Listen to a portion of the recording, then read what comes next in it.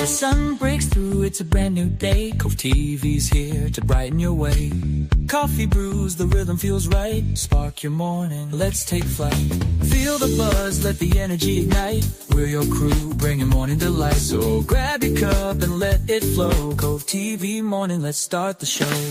Coming up next, it's the show you know. Cove TV Morning, where good vibes grow. Hit that like, don't forget to share.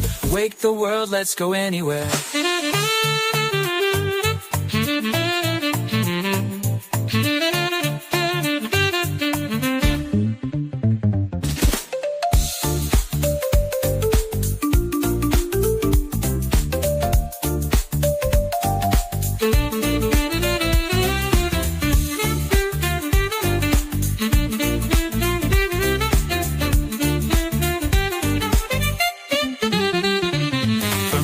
First light to the mellow groove, we're here together, finding our move. Conversations flow, hearts align. Cove TV Morning, where moments shine. Whether you're near or miles away, we're the start of a beautiful day. Roll it up, sip it slow. Cove TV Morning, let's start the show.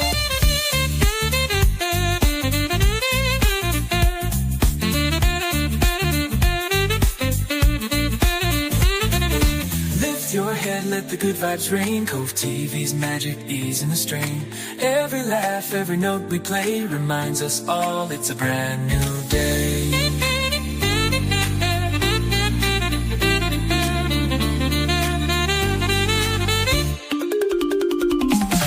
Coming up next is the show you know. Cove TV Morning, where good vibes grow. Hit that like, don't forget to share. Wake the world, let's go anywhere.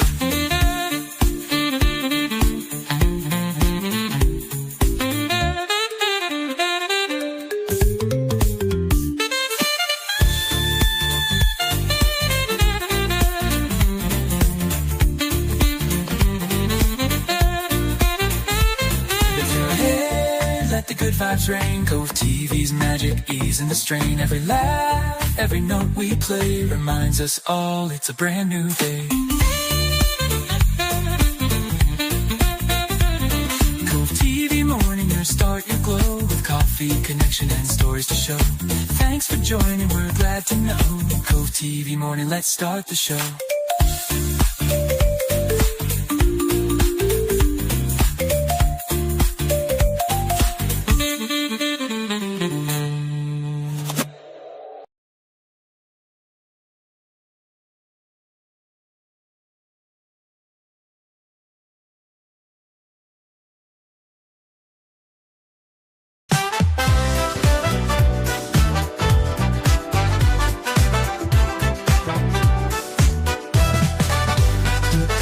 Day to spread a little light, do something kind, make the world feel right. From the Rockies to the lakes, the northern sky so blue, we've got the heart and soul to see it through. Do something nice for a stranger today. A smile, a helping hand goes a long way. In this great big world, be the best you can. Man-Bear's message is clear, lend a hand. Be yourself, cause no one else can be. You're one of a kind, a rarity. Do something nice, make someone's day. Man-Bear's wisdom lighting the way. From the maple leaf to snowy peaks, spreading kindness in every word we speak. Stay lifted, stay positive, let the good vibes flow. Be the change in the world that we all want to know. The great white north, where the spirit's strong, where kindness echoes like a favorite song. Hold the door, share a laugh, lend a helping hand. We're all in this together, walking the same land. Grab your toque and your boots, show the world your heart. Every little gesture's where the good things start. Be true to yourself and let the kindness shine. With every step you take, you're on Man-Bear's line. Be yourself, cause no one else can be. You're one of a kind,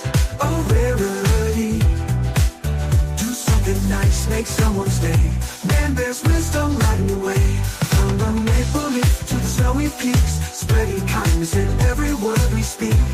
Stay lifted, stay positive, let the good vibes flow. Be the change in the world that we all want to know.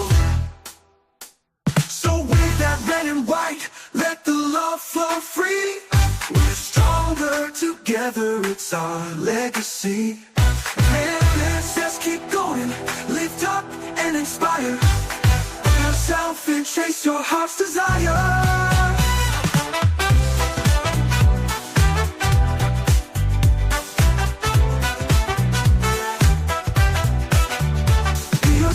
Cause no one else can be. You're one of a kind, a rarity. Do something nice, make someone's day. Man-Bear's wisdom lighting the way. From the make-believe to the snowy peaks, spreading kindness in every word they speak. Stay lifted, stay positive, let the good vibes flow. Be the change in the world that we all want to know.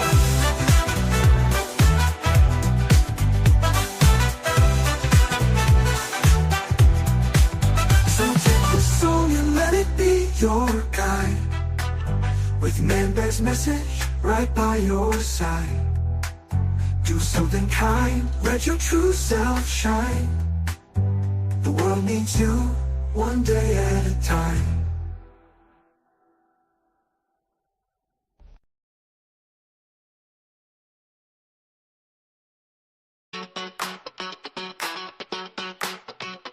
Wake up, tune in, it's a brand new day. Cove TV's here, come on, let's play. With coffee in hand and good vibes too. Cannabis and community, all just for you. COVE, we're your TV. The place to be for good times naturally. Game shows and laughs with the crew. Cove TV's got it all, and it's all for you. Afternoon rolls in, it's time to chill. Marbles and ducks, the excitement's real. From shit to hang until dark, Cove TV's where the fun leaves a mark. COVE, we're your TV. The place to be for bedtimes naturally. Game shows and laughs with the crew. Cove TV's got it all, and it's all for you. As evening falls, the energy's high. Dodgeball games and words that fly. Real word, fake word, and stoner roulette. Cove TV brings the fun you won't forget. COVE, we're your TV. The place to be for good times naturally. Game shows and laughs with the crew. Cove TV's got it all, and it's all for you. Weekend arrives, it's time to unwind. Recaps and races, the best you'll find. From duck racing to friendly fights, Cove TV makes your weekend bright. COVE, we're your TV. The place to be for good times naturally. Game shows and laughs with the crew. Cove TV's got it all, and it's all for you. So light up, relax, let the good vibes flow. With Cove TV, there's always more to show. From morning to night, we're here to stay, bringing you the best every single day. COVE, we're your TV. The place to be for good times naturally. Game shows and laughs with the crew. Cove TV's got it all, and it's all for you.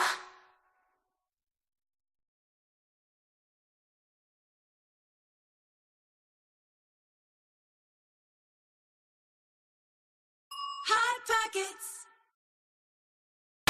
Push the goddamn button. Push the goddamn button.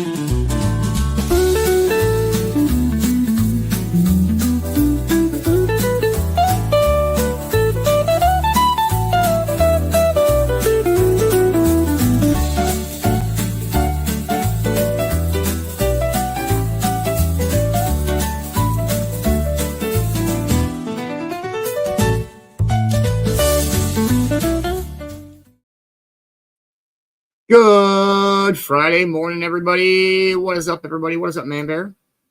Chilly and good. Bro, it's a little cold. I'm cold. It's cold. Cheers, everybody.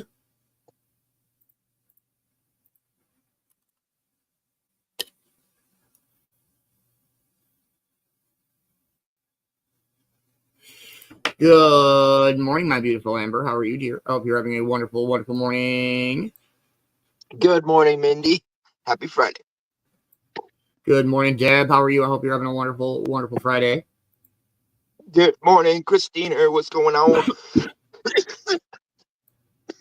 Good morning, Crystal. How are you? Good morning, Vicki. What's up, Vicki? What up, Cornbread? I hope you had a good night at work last night. I hope you're having a wonderful morning. What up, CJ? Good morning. Good morning, Brad. How are you, man? I hope you're having a wonderful morning. Good morning, Kay. How you doing, Kay? Are you okay? Huh? No. Good morning, Erica. How are you? I hope you're having a wonderful, wonderful morning. Thank you, guys. I love the new intro. Go ahead. What up, Bill? How you doing, Bill? I hope everybody's off to a wonderful, wonderful start to their morning. If you have a getting stoned word, please get it in. Let's wake and bake, y'all.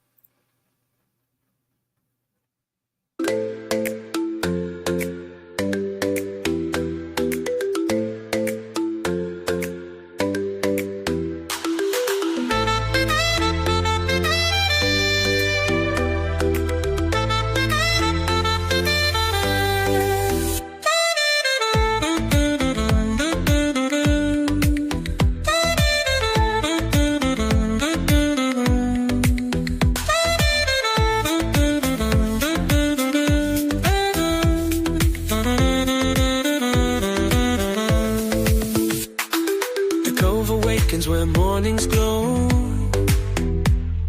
a place where hearts find room to grow. Coffee's brewing, the day feels right,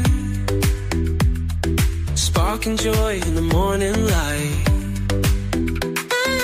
Palm trees sway, skies painted blue, every moment feels alive and true. We gather here, a paradise divine, Cove, where vibes align. It's good to see you, the day begins. In the Cove, where connection wins. Cannabis clouds and sunshine's kiss. Together we rise in a morning like this.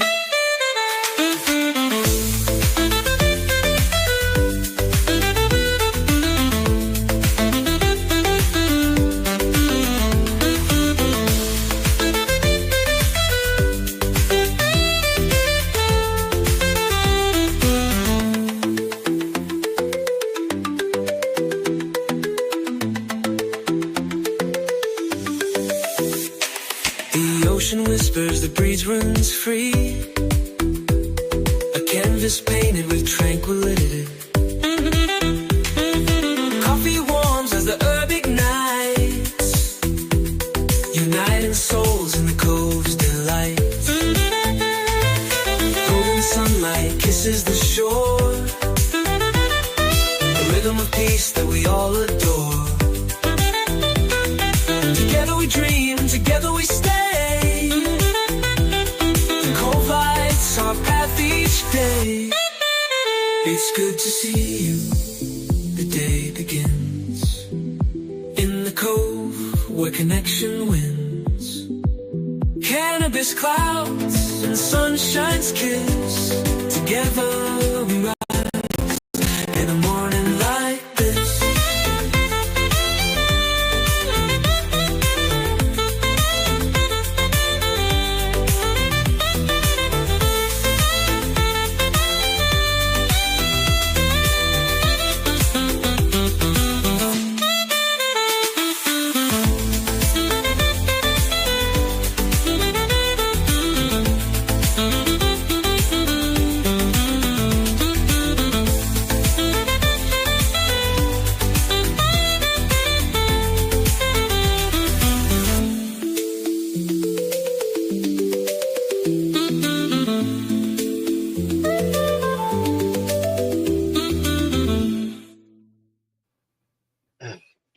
Much love, everybody. Good morning, Angela. Good morning, Logan.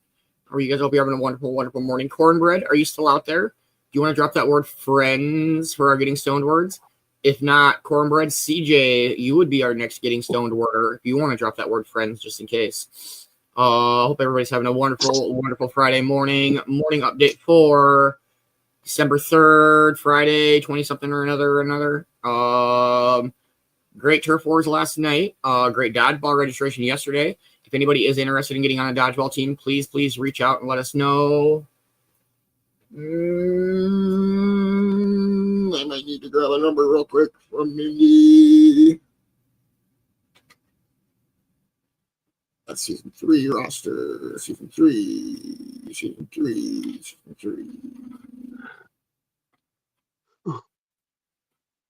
Those morning bong rips. Dang. Mindy, do you want to give us a number for your dodgeball, like your team, like your player number? Thank you, CJ. Zach is 1, Sulka is 17, and so you can't be either of those numbers. But other than that, it's just any 2-digit number that you would like. So great dodgeball yesterday.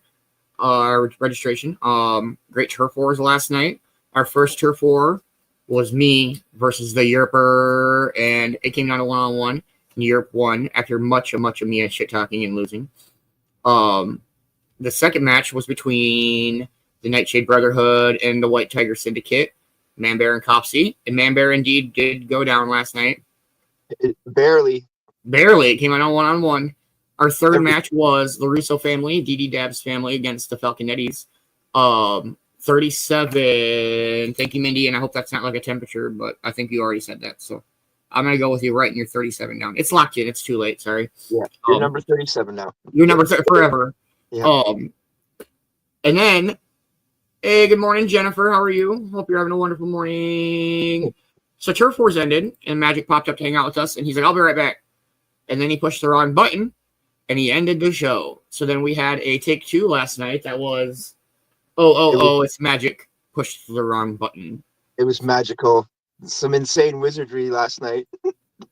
Yeah, it was a magical way to end Turf Wars, that's for sure. It was still magical. Yeah, great hanging out last night. It is Friday at the Cove. We got, of course, this day in history with Vicki Bowers this morning. We got a morning speaker this morning. Hang out a little bit this morning, see what we got going on. This afternoon, we got marble racing. We are in a new marble racing season. Yes, season 2 of Marbula 1. And then just chilling, hanging in the Cove. Tonight, Basement Brawl, the first brawl of the year, y'all. Come out and see if you can get the first set of, who will get the very first set of Nux for 2025? Who will get the very first set of Silver Nux for 2025? Very, very excited. 1 minute out, Man-Bear, you got anything to add? They're all mine. I don't know about all that. Going 5 deep. I'm glad that you said that, not me.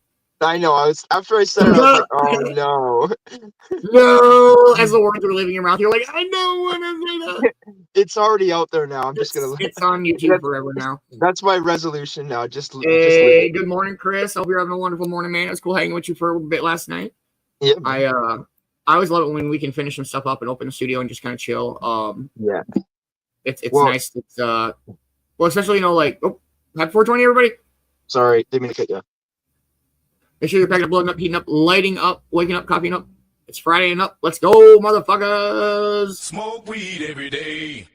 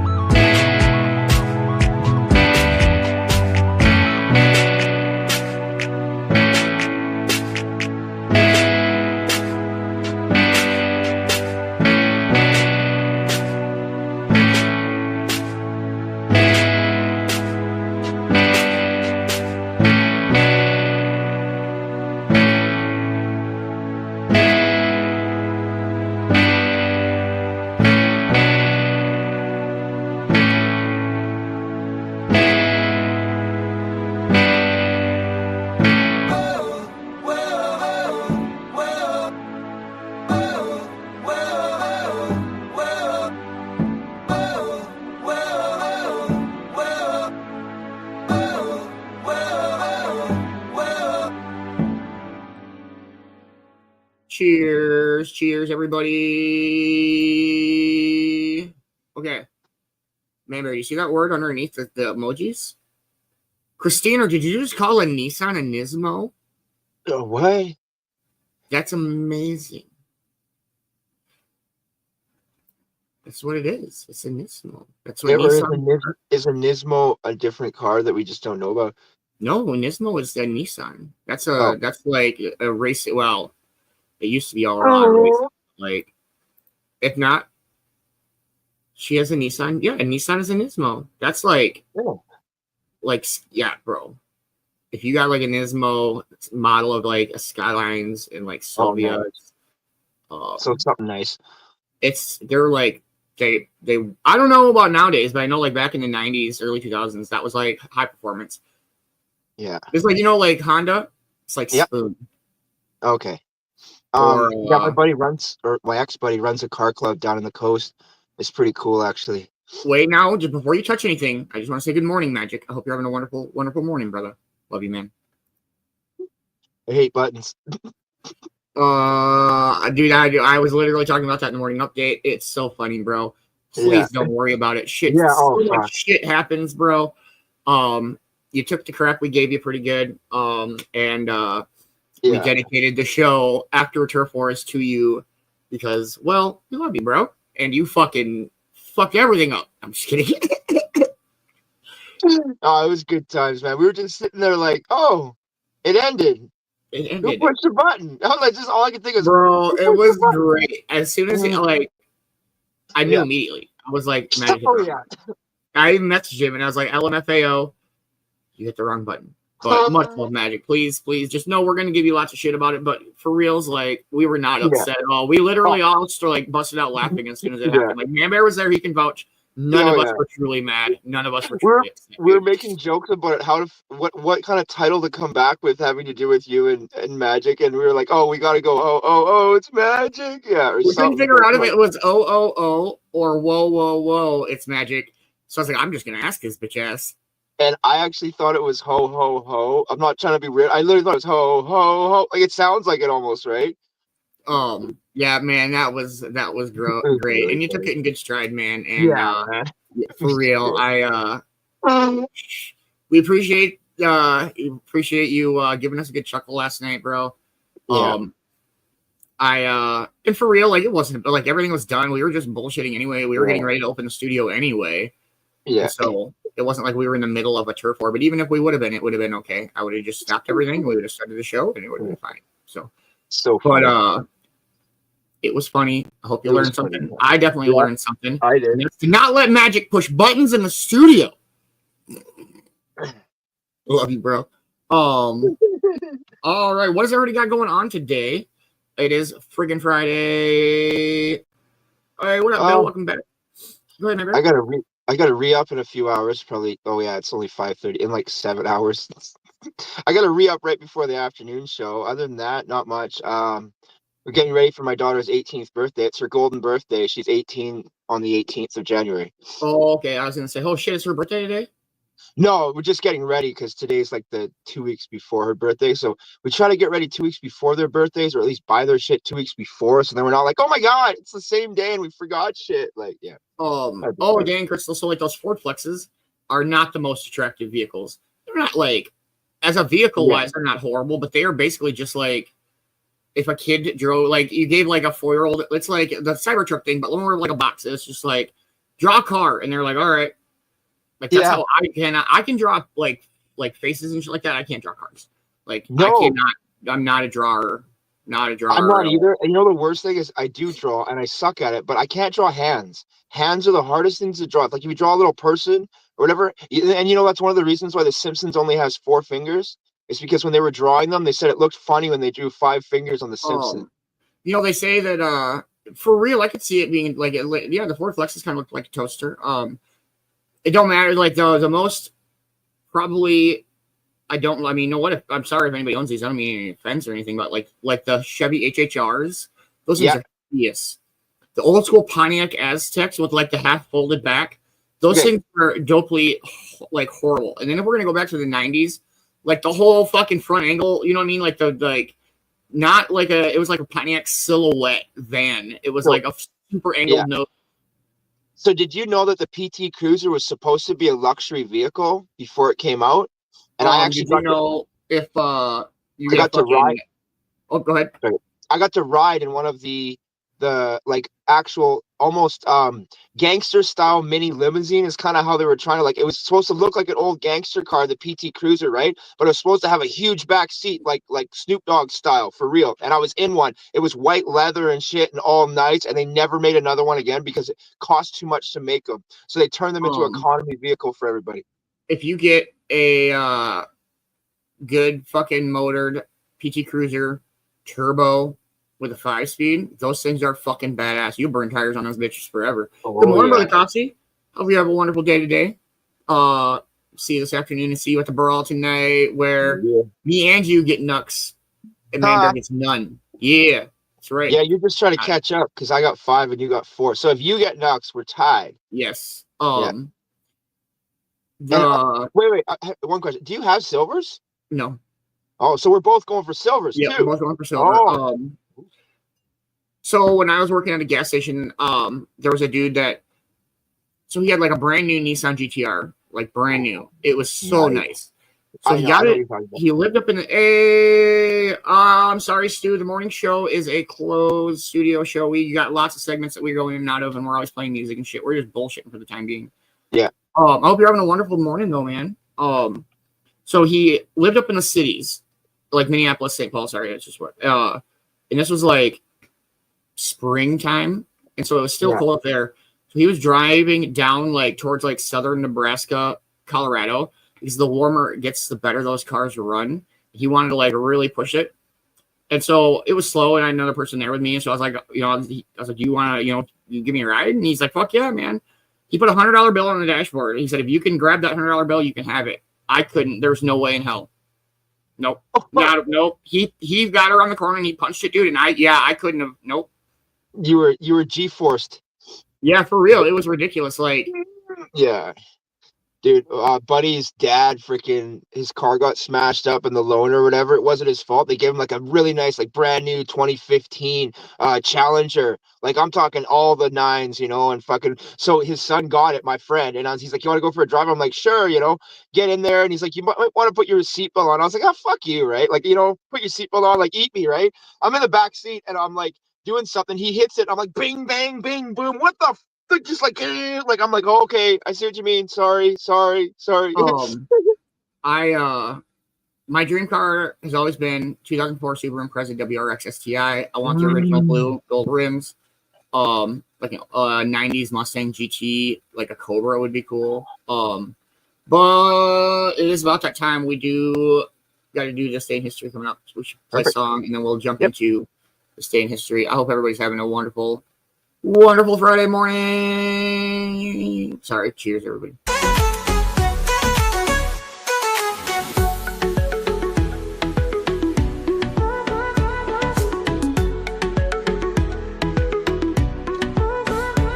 Strike the flame, let the ember ignite. A spark of truth in the heart of the night. Rolling waves meet the sky so wide. In the cove where we let the world collide. Pass it around, let the moment stay. The cove's a beacon, lighting the way. Every puff, a connection is born. Through the smoke, we weather the storm. The ritual's here, a bond so tight. Rolling together under soft starlight. The fire burns, it warms our soul. In the cold, we all feel whole. Light the way, let the spark take flight. Take flight. Through the haze, we shine so bright. Canvas skies, where hearts align. Hearts align. Light the way, it's our time to unwind.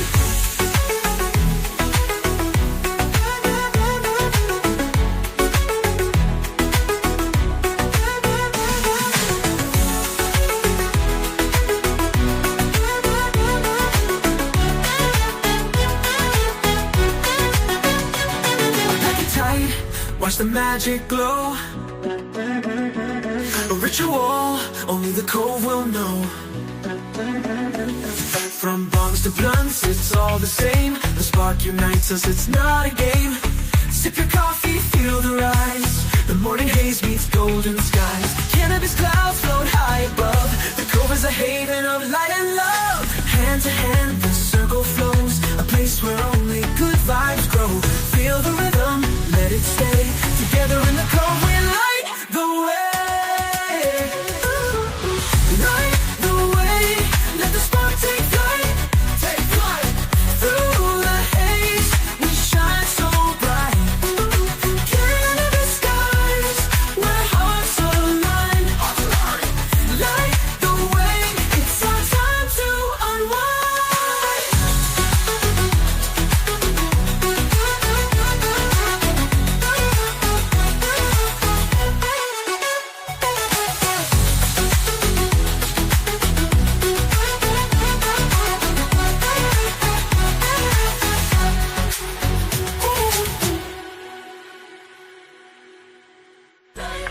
The way, let the spark take flight, take flight. Through the haze, we shine so bright. Cannabis skies, where hearts align. Light the way, it's our time to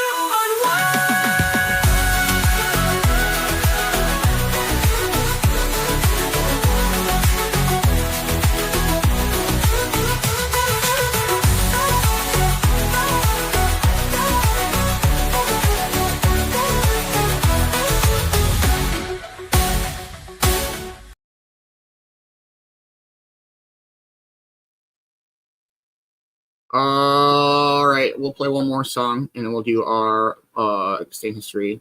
Sounds good, man.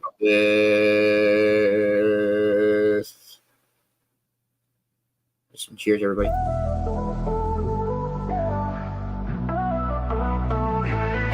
We got the vibes on high, rolling smooth. Energy electric locked in the groove. Beats are kicking, clouds drifting by. Riding these waves, reaching the sky. Vibes on high, moving with flow. Feeling alive as the rhythm grows. Dancing free, no limits, no lie. With the crew, just vibes on high. Oh, yeah, yeah. Vibes are high, no coming down. We got the vibes on high, rolling smooth. Energy electric, locked in the groove. Beats are kicking, clouds drifting by. Riding these waves, reaching the sky. Vibes on high, moving with flow. Feeling alive as the rhythm grows. Dancing free, no limits, no lie. With the crew, just vibes on high.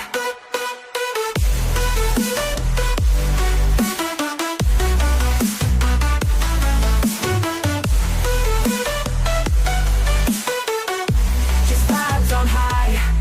We got the vibes on high, rolling smooth. Energy electric, locked in the groove. Beats are kicking, clouds drifting by.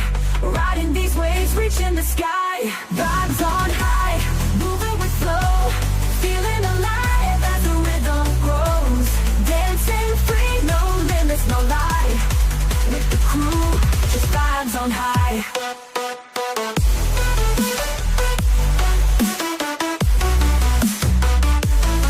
We got the vibes on high, rolling smooth. Energy electric, locked in the groove.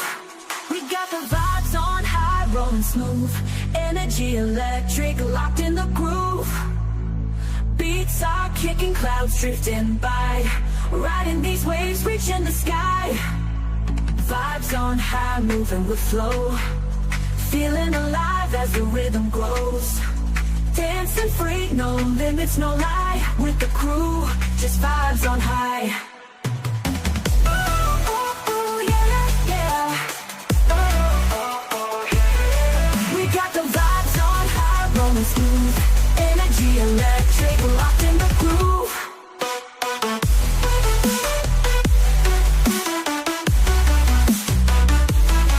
We got the vibes on high, rolling smooth. Energy electric, locked in the groove.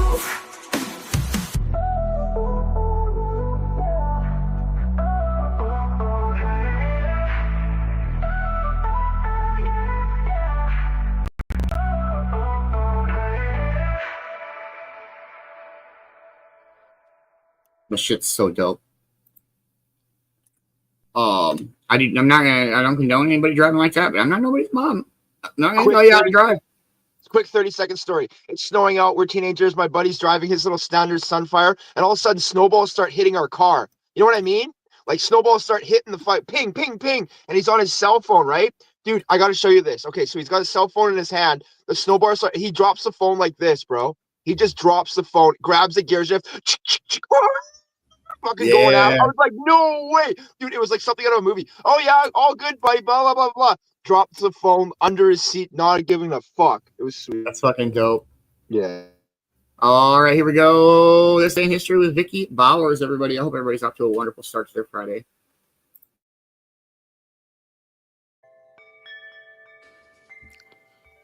Hi there, and welcome to This Day in History. Every day has a story to tell, and January 3rd is no exception. Today we'll be looking at the fascinating history behind a versatile little word, celebrating the life and legacy of one each literary giant and rock legend, and journeying to the last frontier itself, Alaska. And of course, there's a song. I think there's something for most folks here, so grab your favorite cuppa and a cozy spot, and join me as we explore some highlights for this day in history.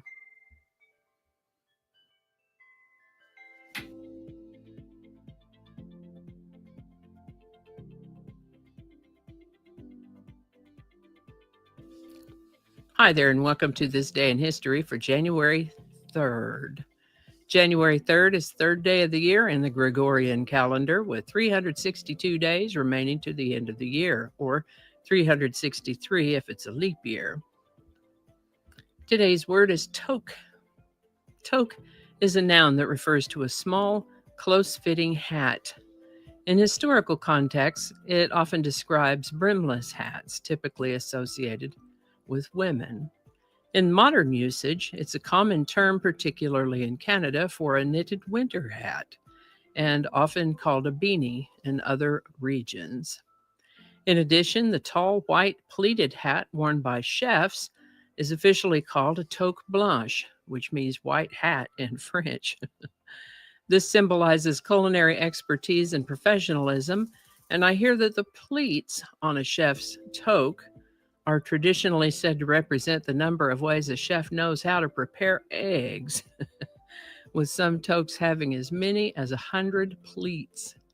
If there are any chefs out there, you can either confirm or debunk this idea. Let me know, okay? The word toque comes to us from French, Arabic before that, where it meant round cap. Toque arrived in English usage in the 1500s. Toque. Today's word toque was requested by YouTube viewer @TRamsire. Thanks, Teresa. And if you have a word you'd like us to look up, drop it in the comments. Check it out. And with that, this is the birthday of John Ronald Reuel Tolkien, born January 3rd, 1892 in South Africa. He was raised primarily in England, graduated from Oxford, and served in World War I.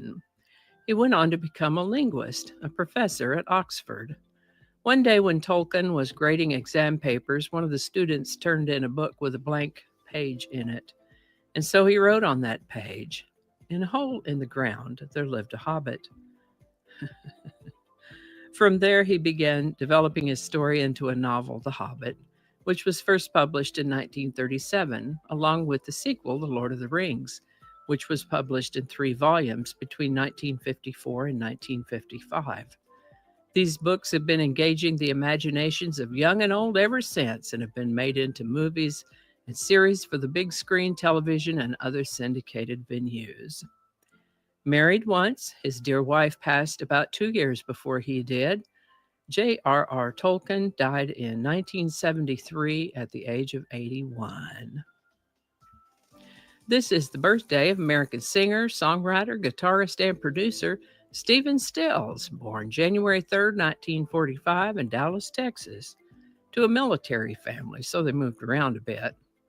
He's best known for his work with the groups Buffalo Springfield, Crosby, Stills and Nash, Crosby, Stills, Nash and Young, Manassas, as well as his solo work. He's named on Rolling Stone's list of the 100 greatest artists of all time and inducted into the Rock and Roll Hall of Fame. His first solo album achieved gold status and is the only album to feature both Jimi Hendrix and Eric Clapton. Here's an interesting bit of information about Stephen Stills. He was diagnosed with partial hearing loss in one ear at the age of 9, and this hearing loss has increased with time. A prolific writer, his song Sweet Judy Blue Eyes was inspired by his off-again, on-again relationship with Judy Collins. He wrote the songs Carry On and 4 and 20, and it was his description of the Woodstock Festival to Joni Mitchell that gave her what she needed to write the song Woodstock. We've mentioned that not too long ago, I believe. Crosby, Stills, Nash & Young also released a version of Woodstock that hit number 1 on the Billboard Hot 100. Find the Cost of Freedom was also written by Stephen Stills. He went solo in 1970 and released Love the One You're With, and his topical song, For What It's Worth, became a top 10 hit. Stephen Stills is still alive, and he does have a website that has lots of information and exclusive merchandise. Happy birthday, Stephen Stills. Alaska was admitted as the 49th U.S. state on January 3, 1959. Alaska is the northernmost state of the Union and the largest state by area, with more than 3 times the area of the next 3 largest states combined, those being Texas, California, and Montana. It's the 3rd least populous and most sparsely populated U.S. state. Alaska's nickname is the Last Frontier. As cold as it is up there, Alaska does have a state flower, and that's the forget-me-not. Sitka spruce is the state tree. Alaska is also known for the Alaskan Malamute dog, dog mushing, gold, and moose. The name Alaska is what the Russians call the Alaskan Peninsula, but is derived from an Aleut language idiom that means the object toward which the action of the sea is directed, or more simply, the mainland. As if Russia didn't have enough land already, they were looking to expand in the 1800s, and Alaska was in their sights. That didn't quite work out to their liking, though, so William Seward, the 24th United States Secretary of State, was able to negotiate the Alaska Purchase.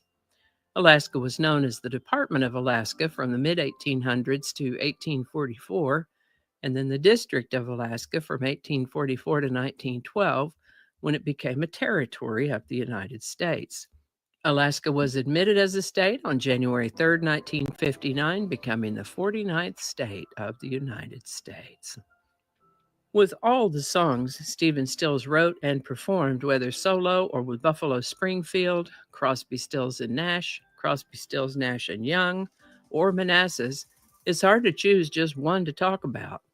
They're all beautiful, melodic, and my goodness, the harmonies are just amazing. But today we're going to look at the song 4 and 20. He'd recorded this song in one take, solo, playing his own acoustic guitar. He was still with Crosby, Stills, Nash & Young, but was planning to go solo and intended to use this song on his debut solo album. When his bandmates heard it, though, they begged him to put it on the Deja Vu album that they were working on at the time. He asked David Crosby and Graham Nash to sing harmony parts on the song, but they said no. It's perfect just the way it is. We're not touching it.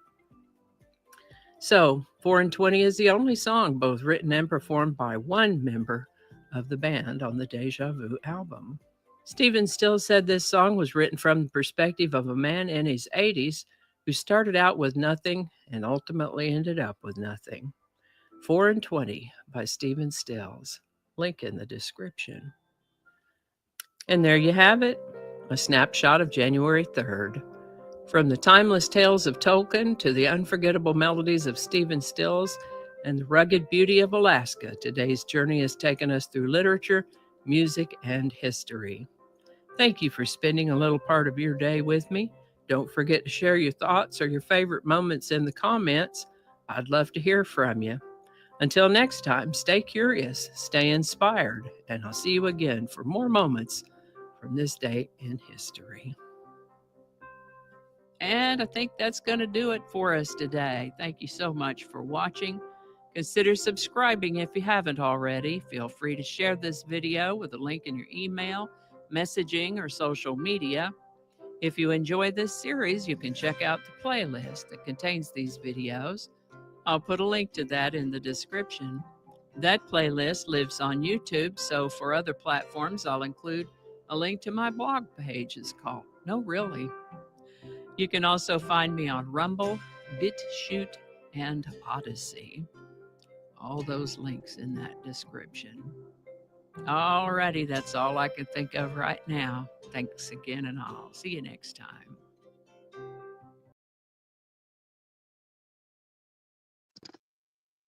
That's great. Much love, Vicki. I hope you're having a wonderful morning wherever you are. Please make sure that you're following This Day in History with Vicki Bowers on Facebook, and make sure you're subscribed to her YouTube. I love This Day in History, and we super appreciate it every morning. And here is the link for the song of the day. Go ahead, Member. So the J.R.R. Tolkien, the only actor in Lord of the Rings to actually physically meet him was the guy who played Sauron in the Lord of the Rings series. Nobody else who acted in any of those movies has ever met J.R.R. Tolkien except for the guy who played Sauron. Yeah, and that's a fact. Yeah, yeah. He even possibly was in the war with him, I think. I got to go check my facts, but there's some really cool facts about that. Good morning, Nikki. How are you? I hope you're having a wonderful morning. What up, Heather? Good morning. Hope you're having a wonderful morning. What up, Boxman? Hope you are having a wonderful, wonderful morning. What up, Giggler? Hope you're having a wonderful morning, man. Good morning, Casey. How are you? I hope you're having a wonderful morning. It's been a dope-ass Friday morning. Yeah. We've just been hanging out, lots of bullshitting and BSing and smoking and nose hitting dabbing and nose hitting dabbing. I like how you said that. Nose hitting dabbing. Nose and dabbing. Yeah, just kind of hanging out. We got morning speaker coming up. Probably get some more high or something like that. More high? I like that too. You got all the one-liners this morning, man. I got nothing. I'm just like, I'm baked. I want more coffee, but I don't want to move. Yeah, no, it's been a great week, year already. Knock on fucking wood.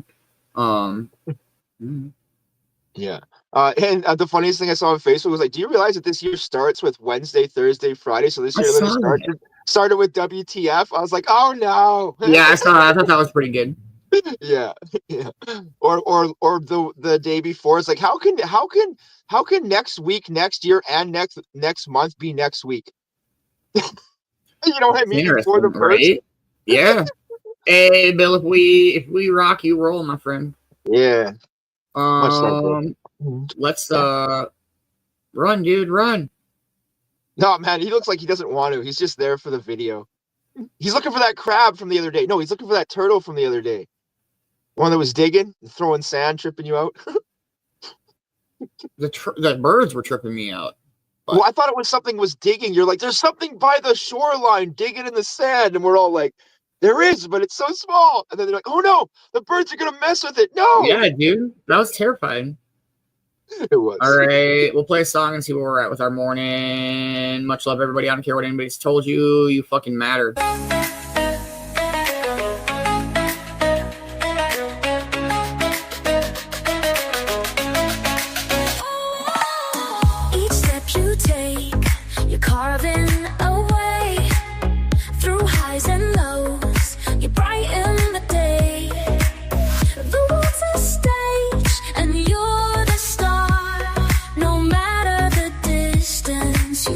So far, you're stronger than you think, brighter than you know.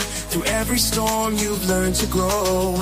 Every moment, every choice you make shapes the world and the path we take.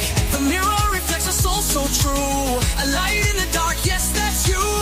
Rise above, let your spirit stay. You matter more than words can say.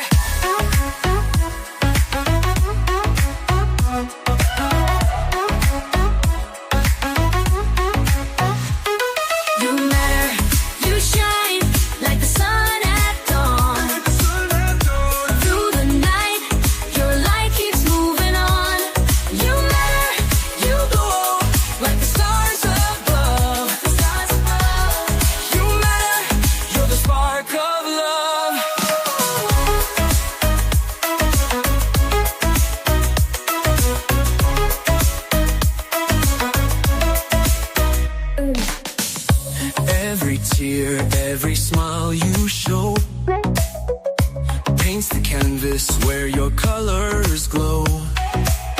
The world feels lighter when you're near. You're the reason for hope, the end of fear. Lift your head, feel the rhythm inside. The heartbeat of life, a rising tide. Each day's a gift, your story's unique. You're the power, the strength we seek. Don't forget you're a force so rare, a wave of energy we all share. Keep moving forward, let your soul ignite. You matter, you're the guiding light.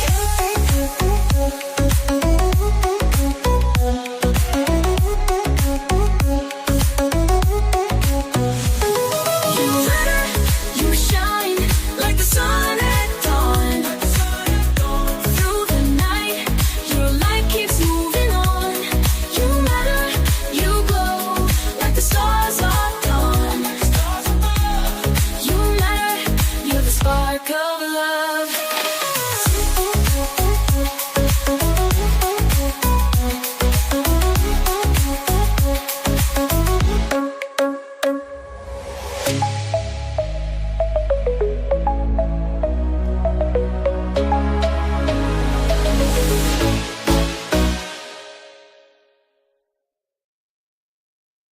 Much love, everybody. Does anybody have any big cool plans for the weekend? We got Coffee Session-thon tomorrow night for the night show. Just kind of hanging out, work around here, the usual. Nothing too crazy.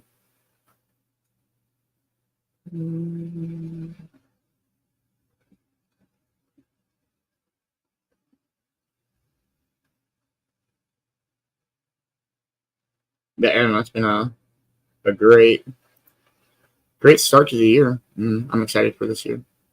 New year, new Cove, but not like different, just like fresh and new.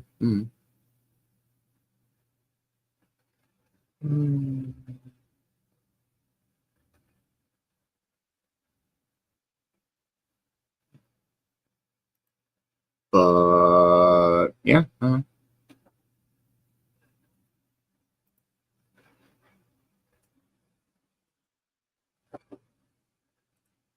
Hey, yeah, keep an eye on Jeremy's page. He may be giving a pipe away or two. Right? I love some funk music, but not some funk feelings. I don't know. That was horrible. But I hear that for sure. It seems like it comes in waves. You know what I mean? It's like, well, I suppose the happiness is too. But what up, Man-Bear? Oh, I had to grab a quick coffee. Oh. Only on my 75th cup this morning. I'm on number 4 now. No, I think this is only 3. I had to put my bongs inside too. Some crystals were forming in the water. Don't want to break no bongs today. Yeah, let's not do that. I sent Coffee a picture the other day of just a little bit of ice crystals, and it looked like the front of Rihanna was cracked. And he's like, "Oh shit, did you break it?" I was like, "No, I caught it just in time." And literally, I think I only left it out here for like half an hour. It was just like freaking, I think it was 0 degrees Fahrenheit. So it's like, yeah. So 15 to 30 minutes in 0 degrees Fahrenheit freezes your bong water, just to let you know. Yeah, it is 3 degrees here. Feels like -15. Oh, not having a car. We didn't have a car for the first, Jesus, 12, 13. Did you have one No, for I'm the just second saying- at least? I'm just saying, like, we've been together for 20 years and we didn't have a car. Sorry, I missed that, didn't I? You totally missed it. You said I didn't have the Totally. car for the first. Jesus. I said, did you have one for the second one? Never mind. Yes. So for the first 13, 14 years we were together, we never had a car. And we were like, oh, we don't need a car. We live in a small town. You know, we can walk everywhere, blah, blah, blah. As soon as we got a car, we were like, how did we ever live without a car? Like, this is ridiculous. Like, you know, we live on the one side of town here. Walmart is literally on the opposite side of town. You cannot, well, I have walked to Walmart, but it's a shitty hour-and-a-half walk. And it's uphill the whole way. Both ways. Uphill both ways, Beans. Uphill both ways, bro. Both ways. 4 feet of snow wearing sandals because it's Canadian. Canada. Canada. Canada. I didn't know it was a toque. I thought it was always a toque. I don't know. Honestly, I mean, okay, so do you want me to be controversial on this subject? I think Toke is Maybe. American and Took is Canadian. Okay, I was like, Jesus Christ, I don't know where Okay, we're going so with this. if you want to go with how it's spelt, the O should sound like itself, but because it's QUE, the vowel at the end is not. Is it a consonant? I don't know. I'm trying to remember my English from like grade 11 or something. I always thought it was Toque. It could be Toke, but I was told like, yeah, she did get it right. It is what Canadians call this kind of hat, and you do call it a beanie, or other places call it a beanie. It's a stocking cap in Minnesota. Really? Yeah, it's a stocking cap. Never heard that one. That's a soda. That's a pure soda. Yeah, everybody gives a shit because it's like it's a beanie. I'm like, this isn't. Yeah, It's so got what I the said. flaps on it. That doesn't make it a beanie in my eyes, but I'm wrong. It's okay. That's not as embarrassing as like one day I was like, oh, I have the pasties. And everyone's like, what the fuck? Aren't those weird stickers? And I was like, and I was like, no, it's when you got like dry mouth, like you know. And they're like, well, just call it dry mouth. I was like, we don't call it just dry mouth. We call it like a I don't know. Yeah. Like your spit's all fucked up. Like your spit's all fucked up. I don't know. It made sense to us. All right, we'll do our back-to-back track attack, and then we'll do our morning speaker. Go ahead, Man-Bear. Do something nice for a stranger.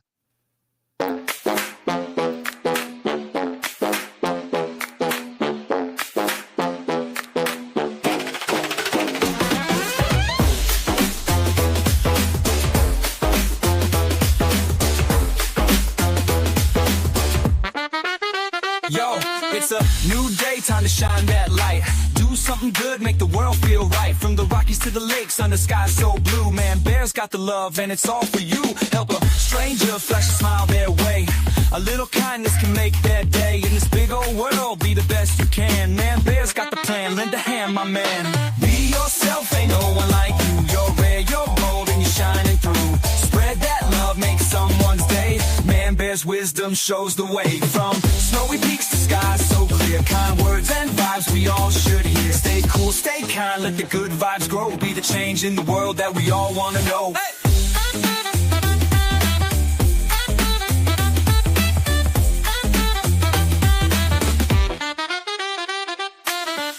North where the spirit stays strong. We roll with love, keep the groove lifelong. Hold the door, share a laugh, it's simple and true. We're all in this together, me and you. Grab your boots and your toque, let your heart take the lead. Every small action plants a kindness seed. Stay real to yourself, let the kindness shine. Man-Bear's here to say, the future's divine. Be yourself, ain't no one like you. You're rare, you're bold, and you're shining through. Spread that love, make someone's day. Man-Bear's wisdom shows the way. From snowy peaks to skies so clear, kind words and vibes we all should hear. Stay cool, stay kind, let the good vibes grow. Be the change in the world that we all want to know. Wave that flag, red and white, so clean. We're sparking change, building the dream team. Man-Bear says keep pushing, lift up the crew. Be yourself, ain't nothing truer than you.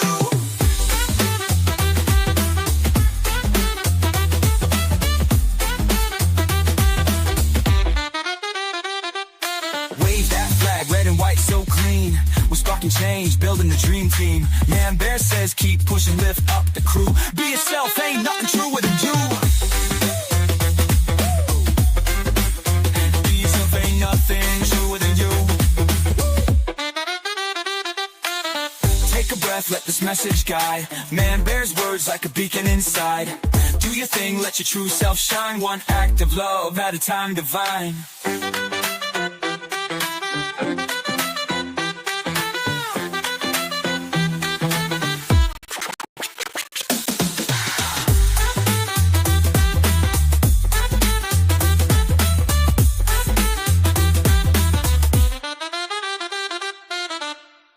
Take a breath, let this message guide. Man-Bear's words like a beacon inside. Do your thing, let your true self shine. One act of love at a time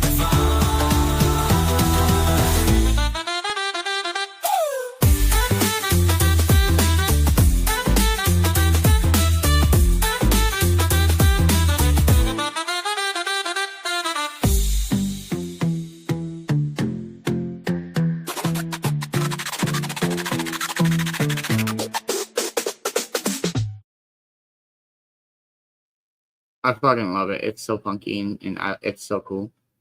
Much love. I hope you're all having a wonderful day. And remember, no matter what you're doing, don't forget to stop and take a breath. It makes a difference. Hey, take a moment, the world can't wait. Feel the rhythm, let go of the weight. Your strength runs deep, it's always been there. Breathe it in, feel the love in the air.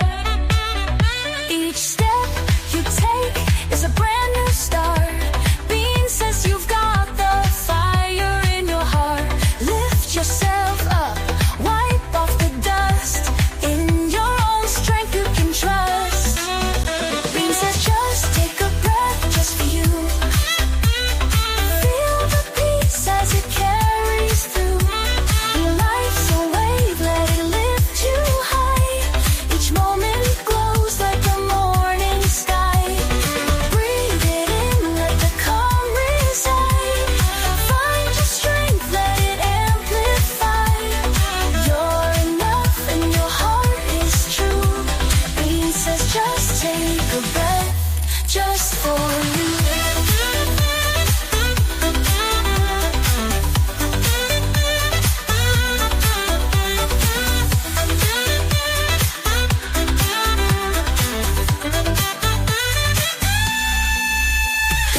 The sun is rising, your soul ignites. Feel the energy reach new heights. Challenges fade, your strength will grow. You've got the courage, let it show. Beanz says stand tall, let the world see the beauty and strength that's in you and me. Every breath's a step toward the light. You're the spark that shines so bright.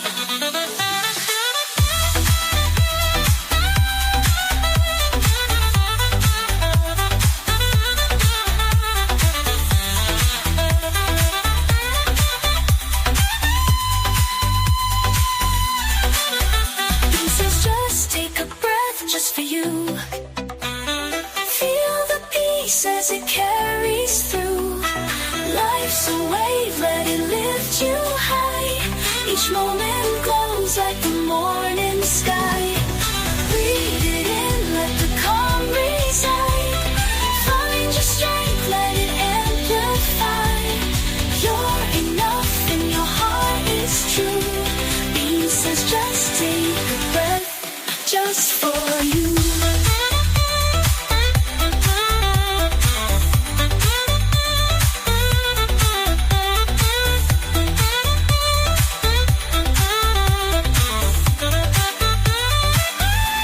Just for you.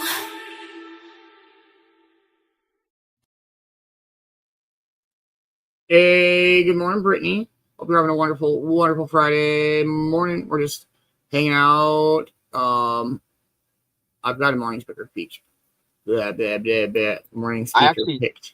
I see. I understand Bean's language. I knew what he said, even though he fucked it up. I was like, he's got a morning speaker. I know what he said. I just gotta find a good place for us to chill. Like in the Cove.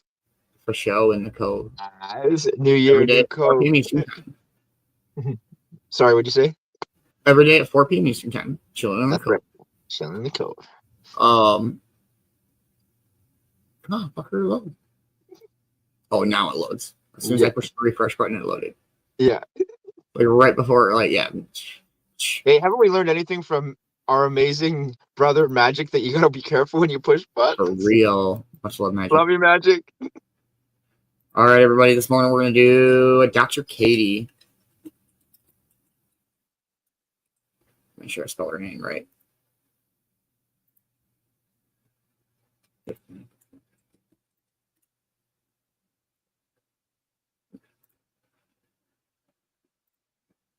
That go?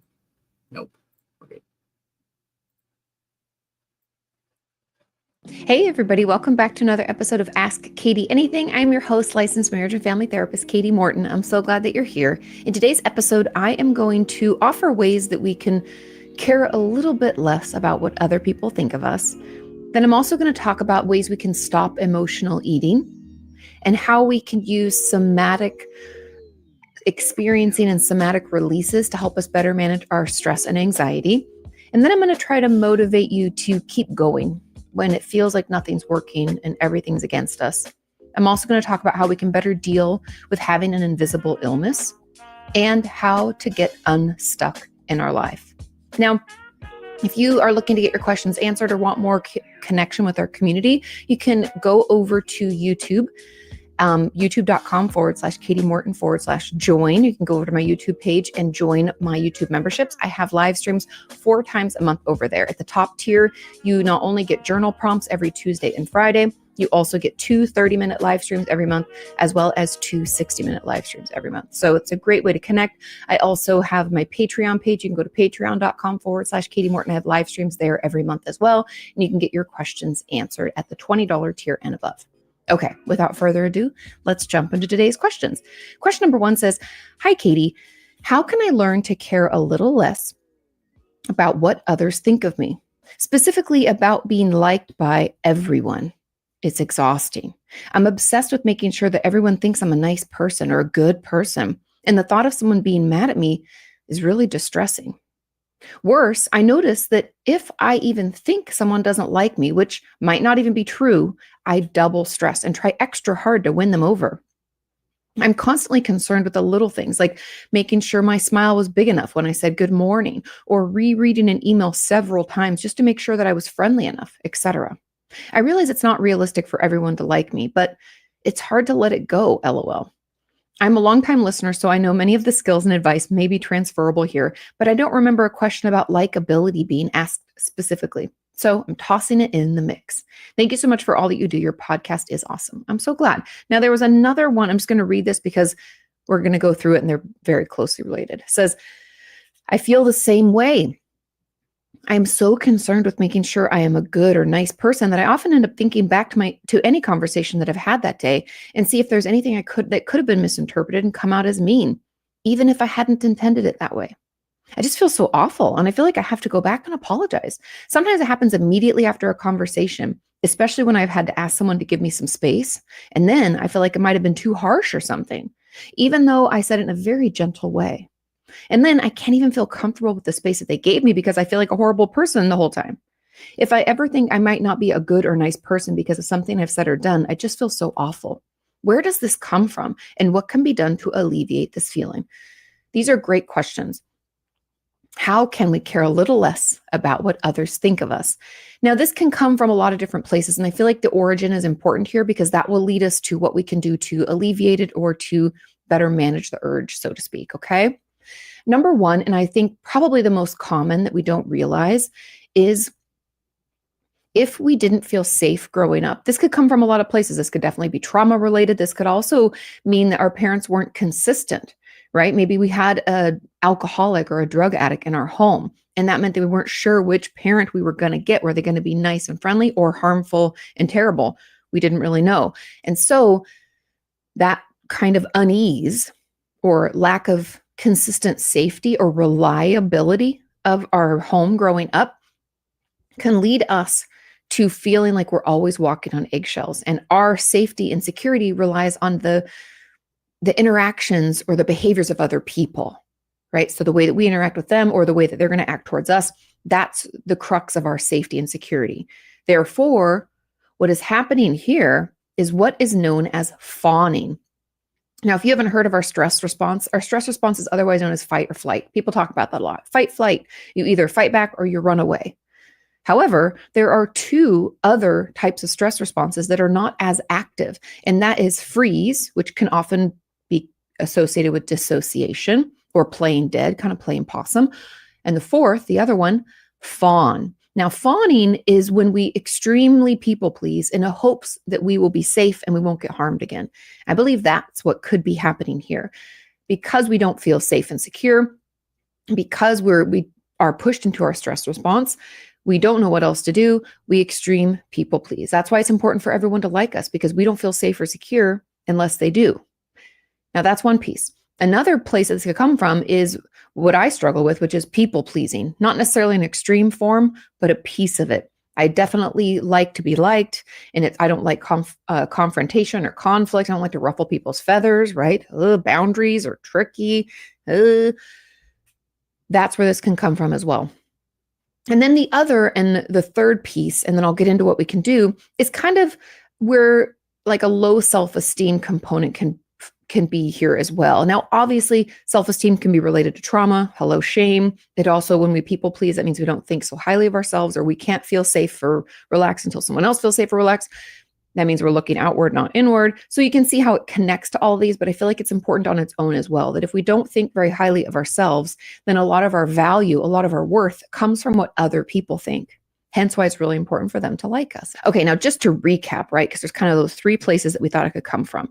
If we're wanting people to, if we feel like people need to like us, we want everyone to like us all the time, it could come from trauma and that inconsistency that we've had growing up, right? We don't really know what to do, so we fawn. It could come from, the second is kind of the urge to people please, right? Like because we don't really feel secure in who we are. We don't necessarily feel like alone we're enough.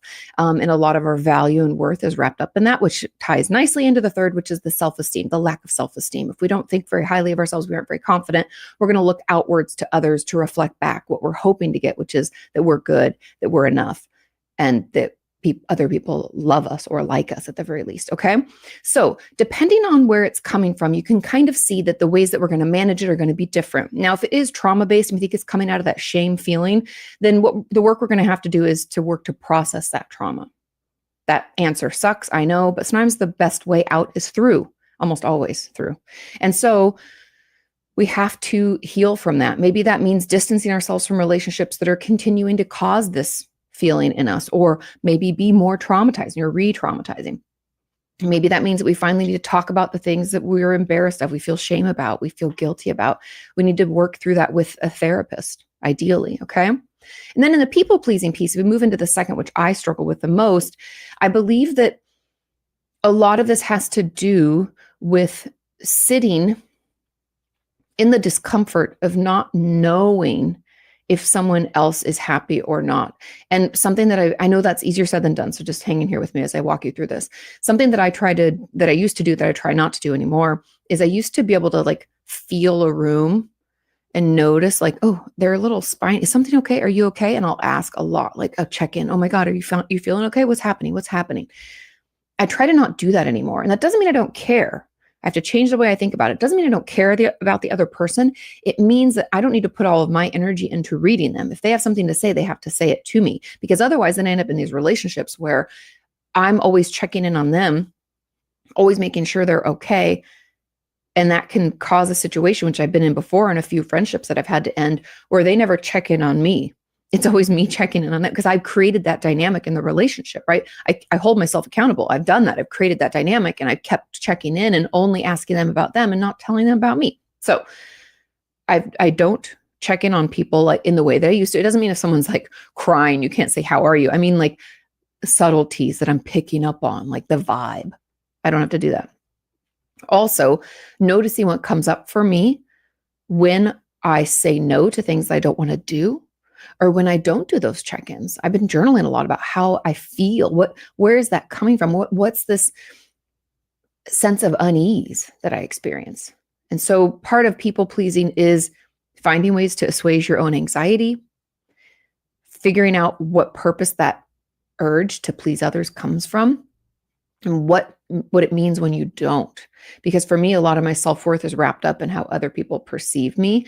And I have to untangle that. And I have to be able to give my own self compliments and be kind and understanding without having it come from other people. Does that even make sense? I hope so. And also boundaries are key when it comes to stopping this people pleasing thing, the saying no and the not being available. That's healing too. And then this third piece, and arguably what I would say is the largest, okay? If you heard nothing else, you're like, that doesn't relate to me. I don't know how to do that. This is too complicated. When we care a lot about what other people think, it usually means that we don't care enough about ourselves. And so we're looking out to other people to try to give us the self-esteem that we don't have inherently. And so in order to undo that, to untangle, to stop people pleasing, to stop fawning, to stop caring so much about what other people think, we're going to have to start building our self-esteem. And I know you're like, well, I don't know how to do that. That's really hard. Yeah, it is hard, but it's not impossible. There are two big ways that we can build our self-esteem. Number one, we can get really good at something. It's called building mastery. You've heard me talk about it before. It's a technique used in dialectical behavior therapy, or DBT. And this means that we take something that we maybe kind of enjoy doing, or we've always wanted to learn. I've always wanted to know how to knit or ride a horse or play a guitar or anything. I don't even care. And as long as it's not harming anybody or yourself. And we get better at it. Maybe we take lessons. Maybe we watch some YouTube videos and we practice. We do that thing. And as we get better and better and better and better at it, we feel better and better about ourselves. So there's that piece of building mastery. Then the second is noticing self-talk. And I know you saw this coming, but the conversation that we have with ourselves is a powerful one. It's the conversation that, whether we realize it or not, is happening 24/7. And it's going to ooze out into other parts of our life, in our relationships, in our job at work or school or whatever we're involved in. It's going to happen to, we're going to find it there too, because it's happening within us all the time. And we want to make sure that that conversation is a kind one. So instead of toxic positivity in this, we can use bridge statements. We can do a lot of different things to kind of move the conversation into a more positive place. But the number one thing I would encourage you is, as you see these thoughts swirling, like, oh my God, they don't like me, I need to do this, I'm such a terrible person, I should never have said, distract, do something else, pull your brain out of that ever so comfortable spiral. Maybe we do a body shake, reset our nervous system, whew, and we try to force a different thought. It's not going to work 100% of the time, but keep trying, it will get better, okay?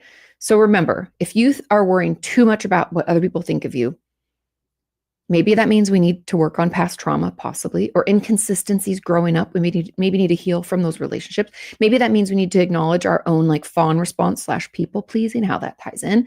And we probably need to work on building up our self-esteem. Okay? I hope that helps. Hang in there. It can and will get better. Now, moving on to question 2, it says, hey, Katie, how is it possible to stop emotional eating? Great question. I often see myself eating when stressed, for example, and for some reason, if I buy chocolate, I eat the whole thing in a day, which wouldn't mind me so much if it didn't mean that I have nothing for the next day, additionally to me feeling absolutely sick after. Okay. Someone else says, as an add-on, why do I eat to deal with emotions sometimes and avoid eating to deal with them at other times? We can talk about this. I don't understand why I use both of these as coping skills when they seem like the complete opposite. They're not, but we'll talk about that. I'm not sure. Good morning, Ammo. How are you, man? I hope you're having a wonderful, wonderful morning. We're just hanging out doing our Cove TV morning speaker, Dr. Katie, this morning. This is a fucking really good one so far.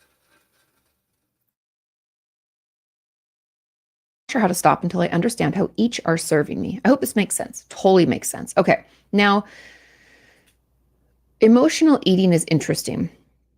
And the reason that it feels so good and works so well is because our nervous system is wired for it.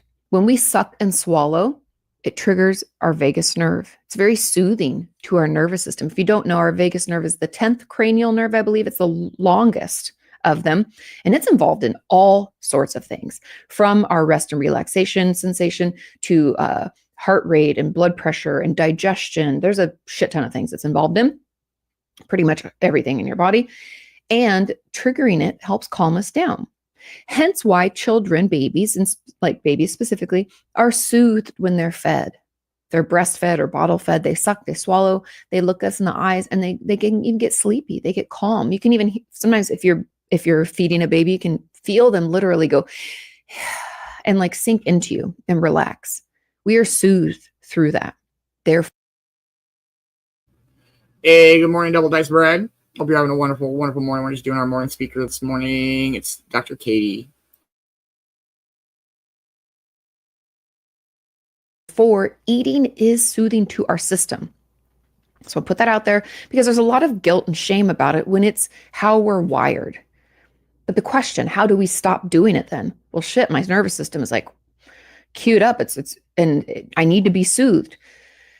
We have to find other ways. That's why vagus nerve stimulators, I'm actually trying out a new one right now, but I've had others that I've used in the past. Like I think Sensate was one of them. But vagus nerve stimulators can be helpful. There's also, I have a video, if you look up vagus nerve, Katie Morton, it should come up. I show you ways you can like massage, you can dunk your face in cold water. That diving reflex we have, that feeling triggers our vagus nerve. There's a lot of ways we can soothe our system. We can shake out. You guys hear me talk about things like this all the time. But that helps soothe our nervous system without us having to eat. And so the way that we stop emotionally eating isn't to shame ourselves, isn't to blame ourselves, isn't to say you shouldn't have that food in the house, because that doesn't help the problem. That just makes it harder to access, which I believe creates a scarcity mindset. And if you don't know what a scarcity mindset is, it's when we don't believe we can have something all the time or whenever we want it. And so when we do, we like overindulge in it, whether that be, chocolate, or could be a food item, could be something else. But if we don't think we can have it whenever, then we'll overdo it that one time that we do have access. And so I encourage you, keep those foods on hand. The foods are not the problem. It's the way that we're trying to manage our overwhelm. And so try out some other ways to soothe, but you're going to have to check in with yourself. If you're stressed, we need to maybe take a bath. Maybe we need to do a full body shake. Maybe we need to dunk our face in cold water. Maybe we need to get our vagus nerve stimulator out and put it on our neck and let it do its work. Whatever it is, we're going to need to find other ways, because unfortunately, eating is soothing, and that's what you're doing. And that's why, going on to the second component of this question, the person that says sometimes they overeat and sometimes they undereat, depending, that's because it's not about the food. It has nothing to do with the food. It has everything to do with our either urge to numb out or to soothe. Now, I would probably guess that when you're eating a lot, when you find yourself overeating or emotionally eating, it's probably because you feel maybe a little vulnerable or a little dysregulated. You need that soothing, almost like a mother would feed their child, okay? Good morning, Kimmy. Hope you're having a wonderful, wonderful Saturday morning. We're just hanging out doing our morning speaker. This is Dr. Katie this morning. This is a fucking really good one. Now, the times when you don't eat, I would hypothesize that has more to do with a numb out from a different feeling. Like, I feel really rage-filled or upset about this. I don't know what to do. And instead of expressing it or journaling about it or shaking it out or any of those things, we don't eat.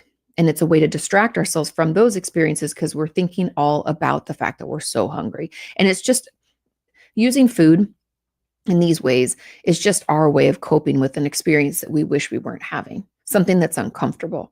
I talk all the time, how important it is for us to feel our feelings. And yes, it is, because it helps us process and move through them versus being held captive by them. But that doesn't mean that feeling our feelings is comfortable. It's really fucking uncomfortable.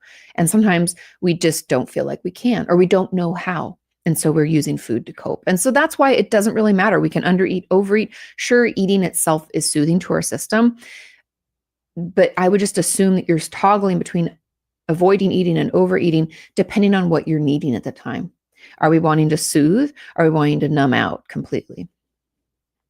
But I could be wrong. That's just my hypothesis. So let me know if there's something different. But that's the purpose that it serves for most people.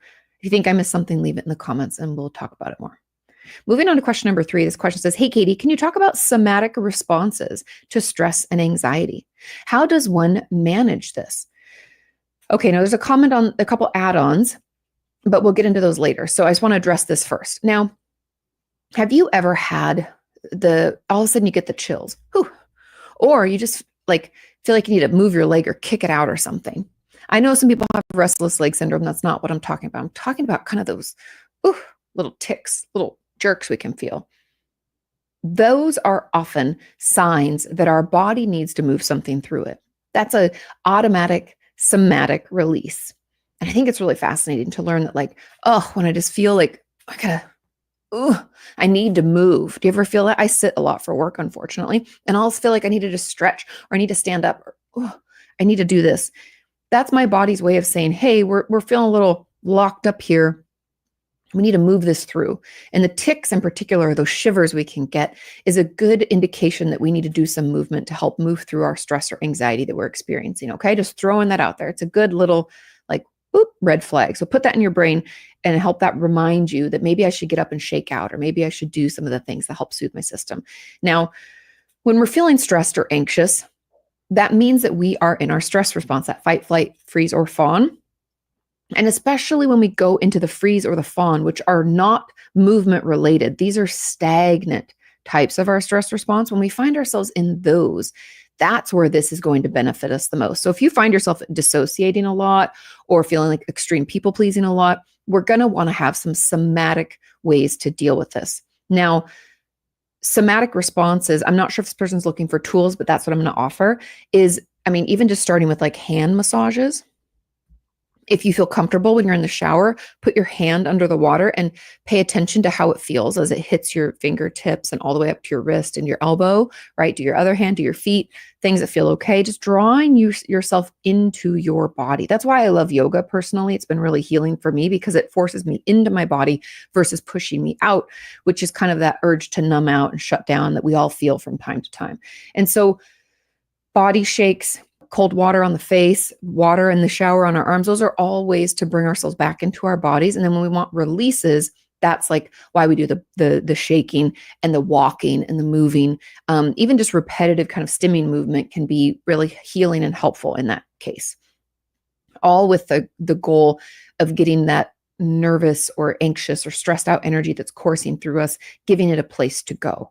If we just freeze and don't move at all, it only builds up and feels worse. Now, hopefully that helps because that sounds, I think I answered your like how to manage this. Now there was comments on this says yes. And also, could dissociation be considered a somatic response as well? No, it's actually the opposite because that's frozen. When we're dissociating, we would need a somatic release to get us out of that, essentially, to stop that from happening. Not necessarily to get us out of it. That would be more of like a grounding technique. So sorry about that confusion. This person says, people usually talk about grounding by counting objects in the room or washing your face with cold water. But when it's something heavier that lasts for days or weeks, that's just not enough. If we find ourselves dissociating, it's lasting for long periods of time. The goal, obviously, we want to pull ourselves out. But if it's that deep and that heavy, I find that we often need to, instead of trying when we're already there, the goal is to figure out the signs and symptoms of it earlier on so we can do stuff before we're fully pulled out. Because I've had patients like this too, where they can remain dissociated for like days at a time. And some even feel like maybe they were dissociated through most of their childhood. So they don't remember any of it. So I believe it can go on for long periods of time. But we can definitely like do all the things like cold water. I think an ice plunge would be amazing for any of you. You don't have to have like one of those fancy tubs. You can just put cold water in your bathtub and get in it. I know it's uncomfortable. That's the point, is that it pulls you out. If you live in a cold climate and you have snowbanks, jump into a snowbank. Just have shorts and t-shirt on, get in quick, get in out. In and out. I don't want you getting any frostbite, get back in your house. But I want that cold, that shock to your system, a cold shower even. Is it uncomfortable? Yes. And yes, that's the point. But that can help pull you out. But what we're going to want to do is we're going to want to understand ourselves a little bit more earlier on so that we sense some of the dissociative symptoms before it's happening. Meaning, dissociation, if you don't know, is our brain's way of pulling the ripcord on reality. It can remove us from self, it can remove us from environment, all with the goal of keeping us sane and alive. Amazing. It's such a great tool. It's really helpful. It gives us a little bit of distance between the painful or overwhelming thing that's happening. However, it's not always so comfortable and we can find ourselves stuck in it. And so what we want to understand is why we're dissociating. Meaning, it is dissociation in my life happening because I feel super stressed out about work? Is it when I hear loud voices or someone shouts at me? Is it the buildup of all of these things? There's a lot of different things. I don't want to tell you it can only be certain things. It can come from all sorts of places, but we need to get better at understanding those triggers so that before it really happens, we can do some things to mitigate it, like doing a body shake in the cold water and all that stuff. That's really how we manage it. But dissociation itself is not a somatic response. It is essentially a freeze response. Now, the add-on says, another one, is the somatic response different according to which anxiety disorder one has? Not necessarily. And if yes, what if someone has more than one? Wait, is it even possible to have a second anxiety disorder like social anxiety or OCD if one already has generalized anxiety disorder? Yes, you can have more than one anxiety disorder because general means you have uncontrollable worry. And you could have that as well as have a specific social phobia. Like you worry about being out and people not liking you, you embarrassing yourself in front of them, all that stuff. So you can have both. You can meet the criteria for both. So yes. And then the question of, is the somatic response different according to which anxiety disorder? No. It's all about the alleviation of the overwhelm within our nervous system. So don't feel like it's specific to what diagnoses you have. I think it's more specific to person. Just depends on what works best for you. Okay. Now let's move on to question number 4. This question says, hey, Katie, I have been made homeless because my relationship is broken down. So I'm currently on the streets and charging my phone at McDonald's. The reason my relationship is broken down is because of my trauma. I've had it all. Childhood sexual abuse, physical abuse, neglect, a narcissistic parent, and a drug addict parent. Emotional abuse, gained an eating disorder as a child from my mom. I can't be around so many things without being triggered into flashbacks. I can't have sex because of trauma. I'm too scared of men. I still struggle with eating and I self-harm. I've been trying so hard working with my therapist, but recovery seems impossible. And I'm wondering if it will ever get better. Will I ever recover? The short answer is yes.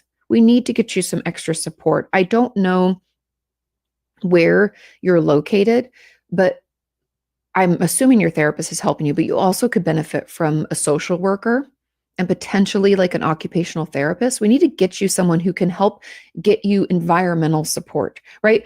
For those of you who don't know, there's a difference between a licensed clinical social worker and an LMFT, a licensed marriage and family therapist like myself. Us LMFTs focus on relationships, relationship building, relationship with self, relationship with others.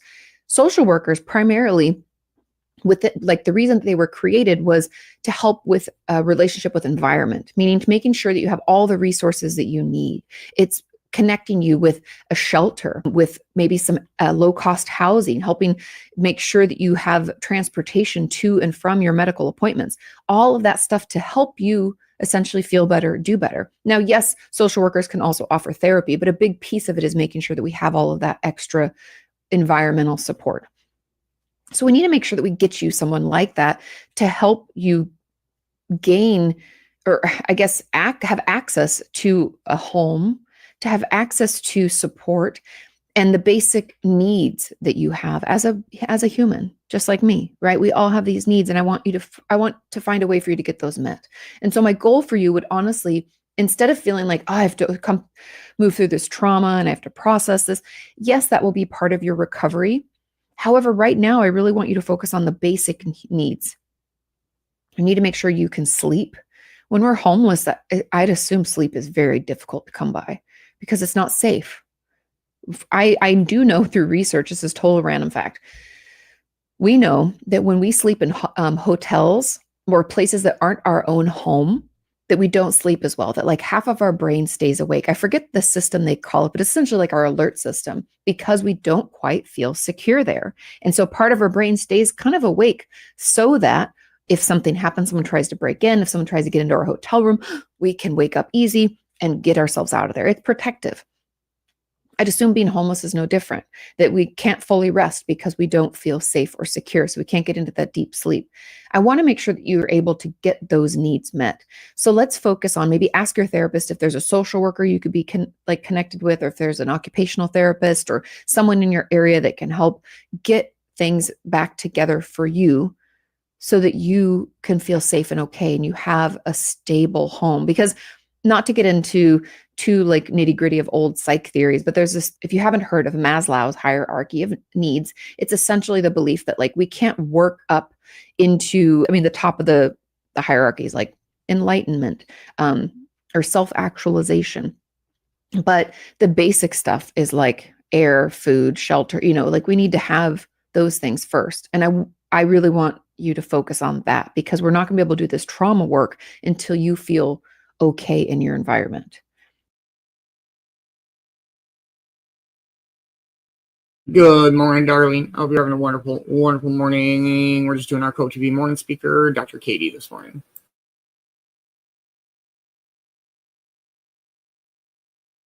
I know that's a shitty answer, but yes, you will recover. We just need to get you to a place where you have a safe home. Everyone deserves to have a safe home. So let's get you into a place where you can have access to that, whether it's through a shelter, whether it's through some low-cost housing in your area. Maybe you have a good friend you can move in with for a short period of time. I don't know if you have a job, but we could try to work towards that. There's a great organization I used to work with in LA, in Santa Monica, specifically called the OPCC. And they, sorry, something tickling my nose. And they help people get jobs. So they help get you clothing so that you look presentable, help you shower and get all cleaned up so that you can be presentable for your interview. They print resumes for you. They help prepare you for the interview, and all with the goal of getting you a job. And then you can live there for a period of time while you have that job and save up money. And then they try to place you into proper housing. So ask your therapist for more resources, and let's get you more support so you can feel better. Okay. Moving on to question number 5, it says, Katie, how do you deal with an invisible illness, especially when I'm the invisible child in my family? I'm 40. I have dysautonomia after COVID and pneumonia, tachycardia, POTS, extreme fatigue, heat intolerance, shortness of breath, muscle deterioration, brain fog, costochondritis, I'm probably saying that wrong, among other things. It's been 2.5 years of absolute hell. My family sees me breathing and standing and quote unquote, I'm not dead. So I must be making it all up or exaggerating. I'm told constantly to just calm down and that it's just anxiety. I've been invisible and unheard in my family my whole life. As the youngest child, I'm never taken seriously, silenced if I offer an opinion, shut down if I offer to help. My family has no compassion for others, always victim blaming. And unfortunately, these have been my caretakers, which I'm grateful for, but their lack of empathy comes off as cruel. I totally understand. Okay, somebody else has an add-on to this, but let's dig into this piece first. How do we deal with an invisible illness? Now, there are a couple pieces here, and I read in the comments, and there's people are going to give a little pushback on this, but just hang with me, okay? Now, the first piece is that if we have an invisible illness, something that other people may not realize, like for example, a good friend of mine actually has a lot of the same things that you're struggling with due to her long COVID, and that she looks like she's fine, but she's not. And she has to, it's like the spoons where like, how many spoons do you have every day? She essentially has to bargain, like what things is she going to do today or right now? And then what things won't she be able to do later, right? It's always like you're paying for it. And so, but she doesn't look sick, but she is.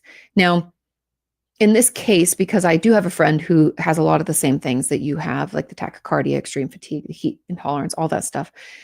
It was helpful for me as a friend for her to tell me about it, to be educated. Now, I know in your case, it sounds like your family knows this, but I'm just saying this for anybody out there who has an invisible illness and feels like it's not taken seriously.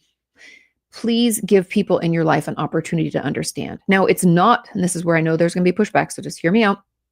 It is not your responsibility to ensure that they learn and that they offer empathy. We can't control other people. And you shouldn't exhaust yourself trying to educate them, but at least give them an opportunity to educate themselves. Like if my friend hadn't told me about the stuff she's struggling with, then I wouldn't know. And then I wouldn't understand like the irregularity in her availability and the canceling of plans and stuff like that. I wouldn't get it because I wasn't given the opportunity to.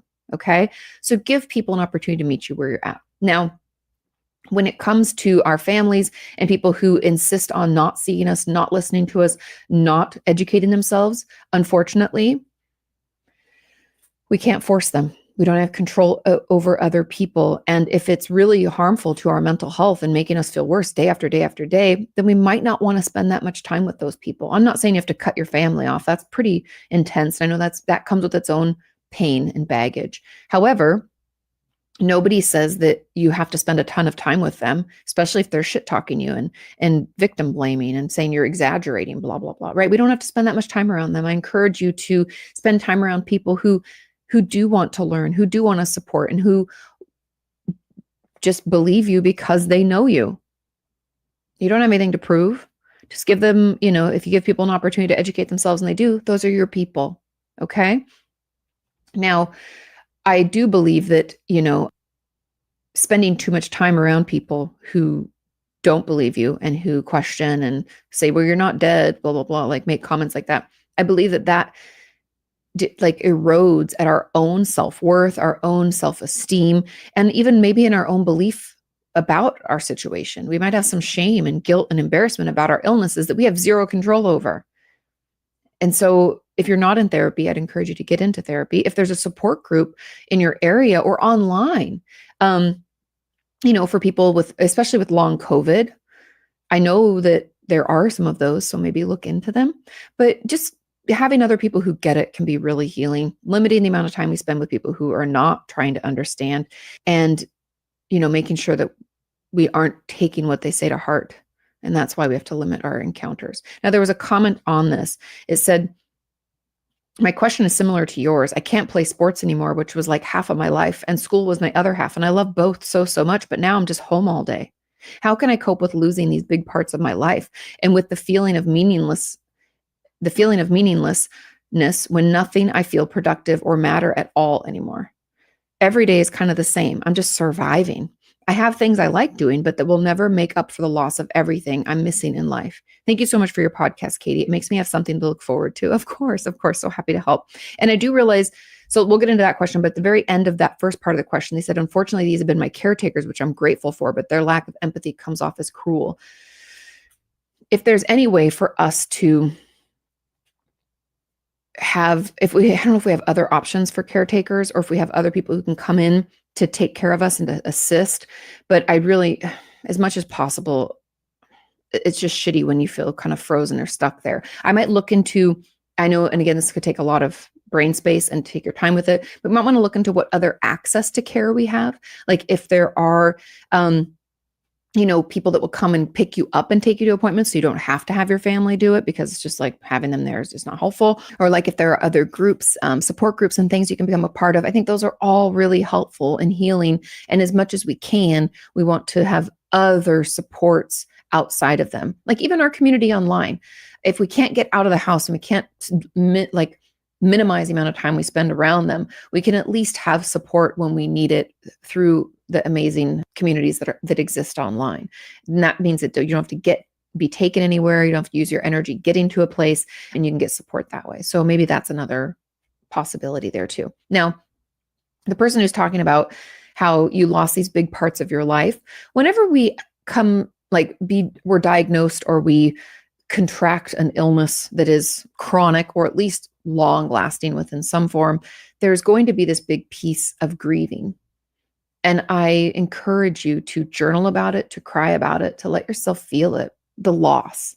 We can't just pretend that everything's okay and, at least we're alive or whatever we've told ourselves.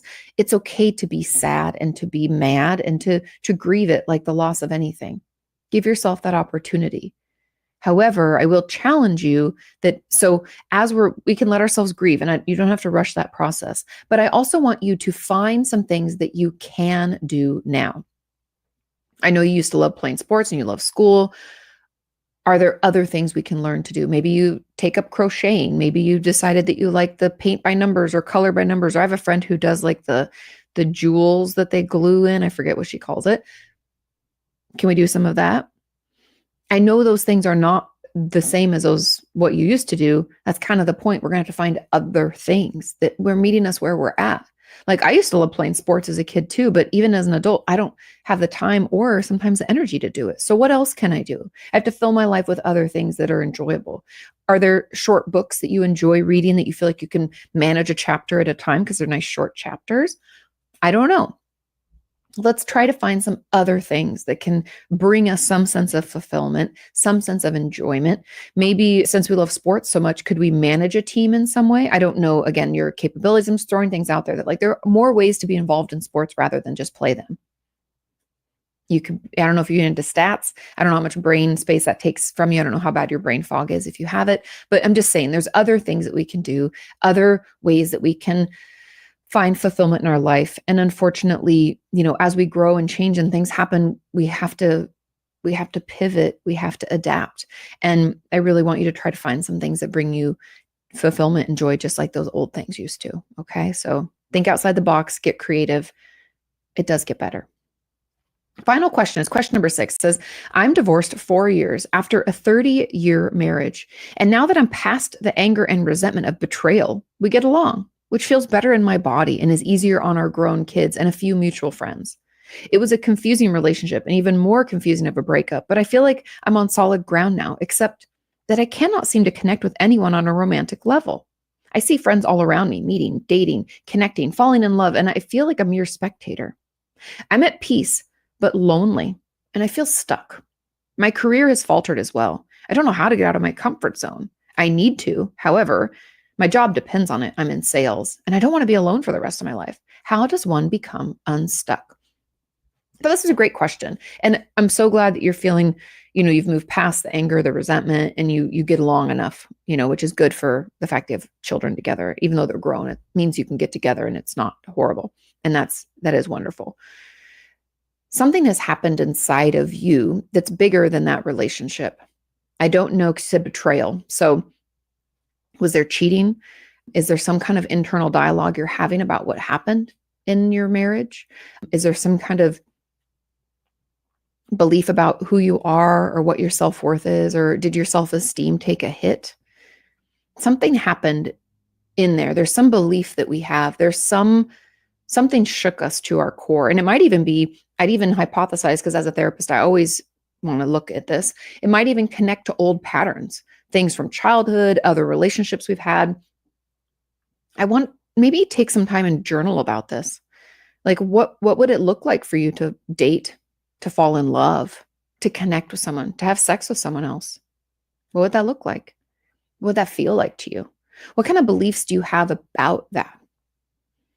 We need to figure this out, because you actually have all the answers. You know how to get yourself unstuck. But we're stuck. I find when people say they're stuck, I always think freeze. I always think, oh, we're in our stress response. We're just not in fight, because you said you're past the anger. You're not in fight, and you're not in flight. You're in freeze. And that stuckness or that freezeness is protective. So what are we protecting ourselves from? You might think, I don't know if I can go through another divorce. Okay. No one said you have to get married. So what would it look like to date? I don't know if I can fall in love again, because that would wound me too much. Okay. Why would it wound you too much? Because of this thing that happened. Well, how could we ensure a relationship is different?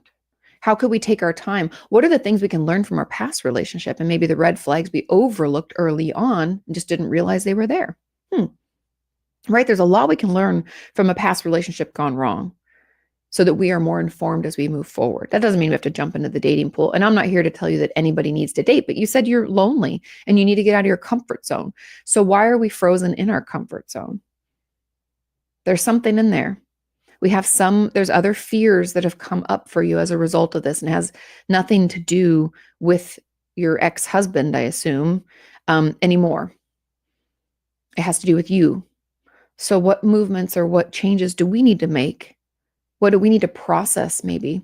Do we need to get in therapy, maybe, to figure out why this is holding us stuck? And it's also making your career falter. So we want to get this going. So I encourage you to start journaling about this. And like I said, journaling does not need to make sense. It doesn't have to be a cohesive statement. It doesn't have to tell a story. It can be jumping all over the place. It can be misspelled, hard to read. Doesn't matter. Get it out of your head. Let's see what we come up with, because you have all those answers. And having a therapist can ensure that they're asking the tough questions and kind of challenging you to think more deeply about this. But that will help you get unstuck. I also think there could be some benefit from you doing some of those kind of like grounding techniques, things like shaking out, taking a cold shower, doing some deep breathing, looking around the, making sure that we're not in dissociation. Because sometimes we can be dissociated and almost not realize it, which I know sounds wild, but it can happen that way. So just taking care of yourself, tapping in, because we've moved past this one relationship, but we really haven't let it go. And I'm curious what parts you're holding on to. What are you telling yourself about that? Because that's what's holding you here. Okay? Hang in there. You'll get unstuck. We just have to challenge ourselves to figure out where this is coming from. Okay. Thank you all so much for listening and watching. Thank you for sending in your questions. Thank you for all of your support and for sharing this podcast with others. It really, really does help. Have a wonderful rest of your week. Do your homework, and I'll see you next time. Bye. She's so dope. I really enjoy her the way she explains things, and kind of she's just very herself. I don't know. I enjoy it very much. Yes, Dr. Katie Morton. Please check out her YouTube channel. YouTube at Katie Morton. Go ahead, member. How long do we got? This is a really good one. The one thing that I took from this is I'm trying to take more of my own opinions from these doctors, morning speakers, so I'm not just repeating what the doctor just said. One thing that I notice is definitely the yoga, the exercise, the walking, the anything to stop the emotional eating is really healthy, because I know people in my inner circle who do that because of trauma. And for me, I don't think I've gone. My first early onset trauma was a year old, then 7, then 17, then 25. So if you Yeah. look at the time scale, I've never gone more than 6, 8 years without something very traumatic happening to me. Before I was even a teenager, it happened twice. So that affects you in a way. Sorry, go ahead. Good morning, Anthony. I hope you're having a wonderful morning, man. Sorry, go ahead. No, you're good. Sorry, I just gotta flip this over. I don't have a lot. Sorry. Yeah. The rule of 18. Do you know what the rule of 18 is, Beans? I think I've heard of it. So the rule of 18 is, if you spend 18 minutes every single day in any discipline, karate, writing, reading, poetry, anything, you will be, at the end of 1 year, you will be better than 95% of the world at that discipline. You have to spend 18 minutes every single day. And that's studied fact. That's one thing also, is you need to find your own outlets. Like when she was talking about things that you can't do anymore that, you used to do, like I used to play electric guitar. I used to, skateboard. I used to be very outgoing, but from my past and injuries, I can't do what made me anymore. I literally can't, from Right. injury. I can't play guitar like I used to. I can't skateboard anymore. I can't play soccer, and that's very detrimental to me, because those were my outlets from all the trauma that happened to me. So when you lose these things, it's very hard to find something to replace what gave you that serotonin, that dopamine you needed to keep going and not be negative. Yeah, I liked how she was talking about, like, you find something that you enjoy doing and just try to get better at it. I think that, as I totally agree with, as you get better at that, you will feel better about yourself. You will see, just keep, like, watch your improvement. It will really seriously make a big ass difference, for real. The one thing about journaling, I don't know if she actually put that down or she talking about it, but journaling what you feel is wrong in your life or what you feel you're going through, and then rereading it even out loud to yourself, so you literally have a clear understanding of what you feel is wrong with you, to work on yourself, is very important. I used to write a lot, and I feel that it was an outlet that I let go of because of stupid reasons, and I should keep writing. I stopped, but I should go back to it. And the last thing is talking about the woman who is homeless. That is scary because it's a problem across the world. But being in an unsafe environment, you cannot work on yourself. You for can't, real. because you're always worried about your safety, your health, It's your like food. a current and present PTSD. Like, it never goes away, for real. It's Never. like that anxiety feeling. You'll never, it's like they I know it's kind of way off, but like they talk about, like, people who like rob banks and stuff like that, and they get away with it, and then they go and live their life, but like they're that looking behind their shoulder never goes away. They're always wondering, you know what I mean? Like, and so it's kind of like that in a sense. So I actually have a story about a bank robber that I met, for real. This is no bullshit. We lived in a very small town, and I guess this is where he ran away. When I moved to this town, there was 150 people. He made really good isopropanol oil. We used to buy off him, actually. We got our weed oil off this guy. And he said, "You young punks these days, you rob a damn 7-Eleven, you take 1 week to plan." He's like, my robberies took about 3 to 6 months just for planning. It's like, the years have passed now, those statute of limitations, they can't even get me, but I'm still up here hiding, kind of. And yeah, he literally was always looking over his shoulder when he went into town, and he told me that the reason he got away with it is because he did it, methodically. But yeah. Hey, so I like that, Mindy. I used to chase love in ways that weren't love. That's cool. I like that quote. Oh, sorry, one thing I forgot. The invisible illnesses, was that the right word, or sicknesses or whatever? That's me, dude. I don't look sick. I don't, but like there's so many things that I've done to myself, from knee injuries to shoulder injuries to, like, I've played every sport they throw at me, man. Like anything. If there was rugby, I'd go. If there was football, I'd go. Soccer, anything. If it's a sport, I was there, man. And skateboarding, dude, that was my oxygen. I skateboarded till I passed out at night. Like, I don't even know how that's possible, but I did it. And when I wasn't skateboarding, it was Tony Hawk Pro Skater. Right, for real. I'm I thought that was great. I always love the morning speaker. It's always gives you something great to think about throughout the day, and kind of a good way to start the morning. Hey, good morning, Green Queen. Cheers. Hope you're having a wonderful morning. Sorry, I was just gonna say one last little thing. Sorry, with the morning speaker, I'm actually really surprised at how much it does actually resonate with me. I don't know about you guys, but it's, Beanz picks these morning speakers in the morning normally. Like, he doesn't, these aren't predestined normally. So sometimes they are, but it's almost ironic and amazing how they all kind of tie in together. I mean, and we have there's been at least 7 different speakers, in the past 8 months at least. Every dodgeball day was a sports speaker, and that was amazing.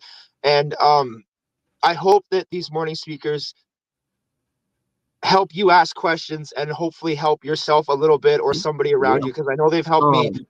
And that's not me saying they've helped me. That's other people saying they've noticed that this has helped me. So Ma is doing some running around this morning, but she had always said it's just tools. It's just tools. Yep. Tools and conversations. Yeah. Tools. Absolutely. Yeah. Instead of answers, and that's another thing I talk about the morning speakers, they don't give you solutions, they give you the paths. If you want to choose to go down those paths, or if you want to use those tools, if it resonates with you, good. If it doesn't, hey, I always say it's kind of about maybe hopefully if it didn't click with you, maybe hopefully yesterday's or tomorrow's will, for sure. It's always I always try to go something different. So, but it is about that time, Man-Bear. Amazing. Yes, it's been a wonderful morning. And for any of you new watching or just seeing Cove for kind of newish, their first time or second or fifth, we do this every morning, 8 a.m. We do the same history. We do the morning speaker every morning. Man-Bear? Yeah. Awesome morning. I can't believe our Friday got off to such a great start. I'm loving the Dr. Katie. Dr. Katie, right? That's her name? Amazing. Yep, Dr. Katie. We're Dr. K and Dr. Katie, huh? I know. You said Dr. Katie. I swear you did it to mess with me. You're like, we got a Dr. Katie. That was awesome. A great morning speaker. Vicki Bowers, always amazing. Really love this day in history. Make sure you all spread some love and positivity. Do something nice for yourself. Do something nice for your friend. Do something nice for a stranger. We'll see you this afternoon. Much love, everybody. I hope you guys are all having a wonderful start to your Friday morning. It's going to be a great day. We got marble racing this afternoon. We got basement brawl tonight, 9 p.m. Eastern time. Make sure you check it out. You can catch it on this page. Much love, Sir Costello. Please make sure that you're following this page if you are watching. Much love to the Europe or wherever you are, man. I hope you're having a wonderful day. We got a few days left on that Europe away, so make sure that you get in on it. It is the pinned post on top of the Europe Entertainment page. Make sure you follow the instructions correctly. Don't become a Sunday night womp. Much love to the Man-Bear. It's always great hanging out with you, man. Always wonderful hearing what you got to say about the morning speakers. And always love. He's always got dope ass reels and shit going out. And so definitely check out the Man-Bear. Wherever you are, Magic, you're right there. But I'm just saying, wherever you are, I hope you're having a wonderful day, man. Please make sure you're following Mag Productions. He's always got cool shit, cool music, cool videos coming out. And Kels is still sleeping on betting. It's fucking early as shit over there yet. But make sure that you're following the Dabber Chick and everything that Kelsey Dabs is going on. We're very excited to have the new team members on the Cove TV production team. We're super excited for the future with all of you amazing people. Thank you all who support Cove TV. It truly means the world. It makes all this happen. And Cove TV is literally brought to you guys by viewers like yourself.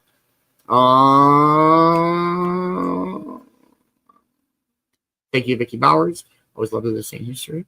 And a great morning speaker. But until next time, I hope to see everybody this afternoon, 4 p.m. Eastern time, chilling in the Cove on the same Sir Cobb slot page. We got a few days left on the Cove TV bullshit, and then we'll be back over there. I'll explain all that. But much love, everybody. We'll see you guys this afternoon. If I don't see you this afternoon, maybe see you tonight. But cheers, and thank you for watching the morning show, you guys.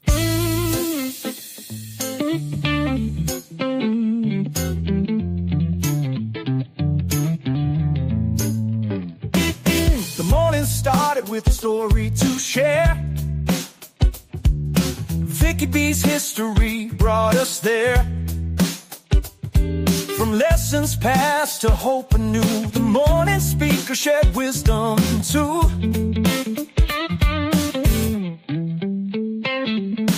Cove TV's been your morning delight, bringing good vibes to start the day right. To all who watched and shared their time, you made this morning simply sublime. Simply sublime. Thank you for watching, you make it bright.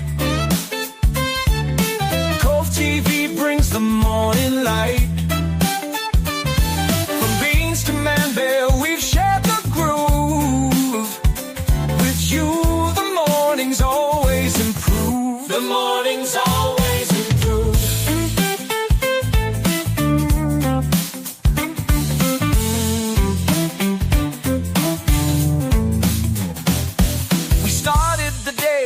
coffee in hand, or maybe awake and bake, that's the plan.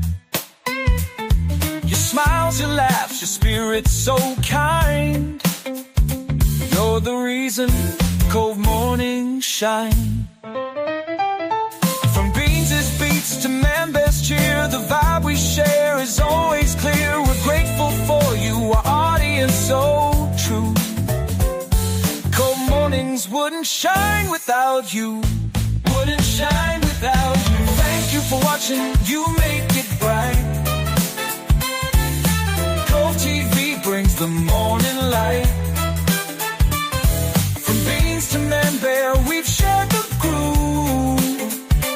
With you, the mornings always improve. The mornings always improve.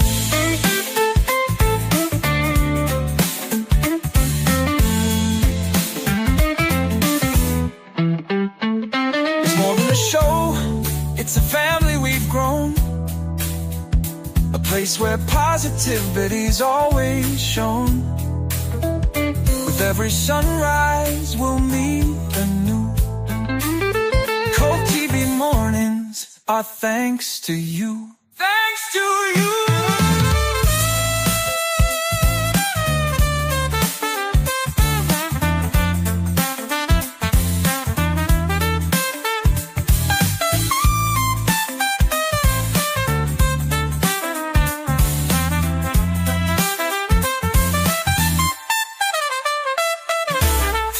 For watching, you make it bright. Cove TV brings the morning light. From Beanz to Man-Bear, we've shared the groove. With you, the mornings always improve. The mornings always improve.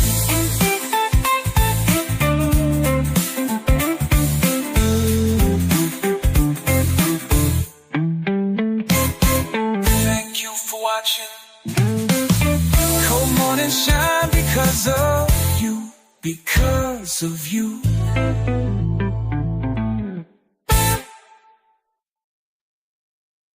Much love, everybody. We'll catch you guys this afternoon.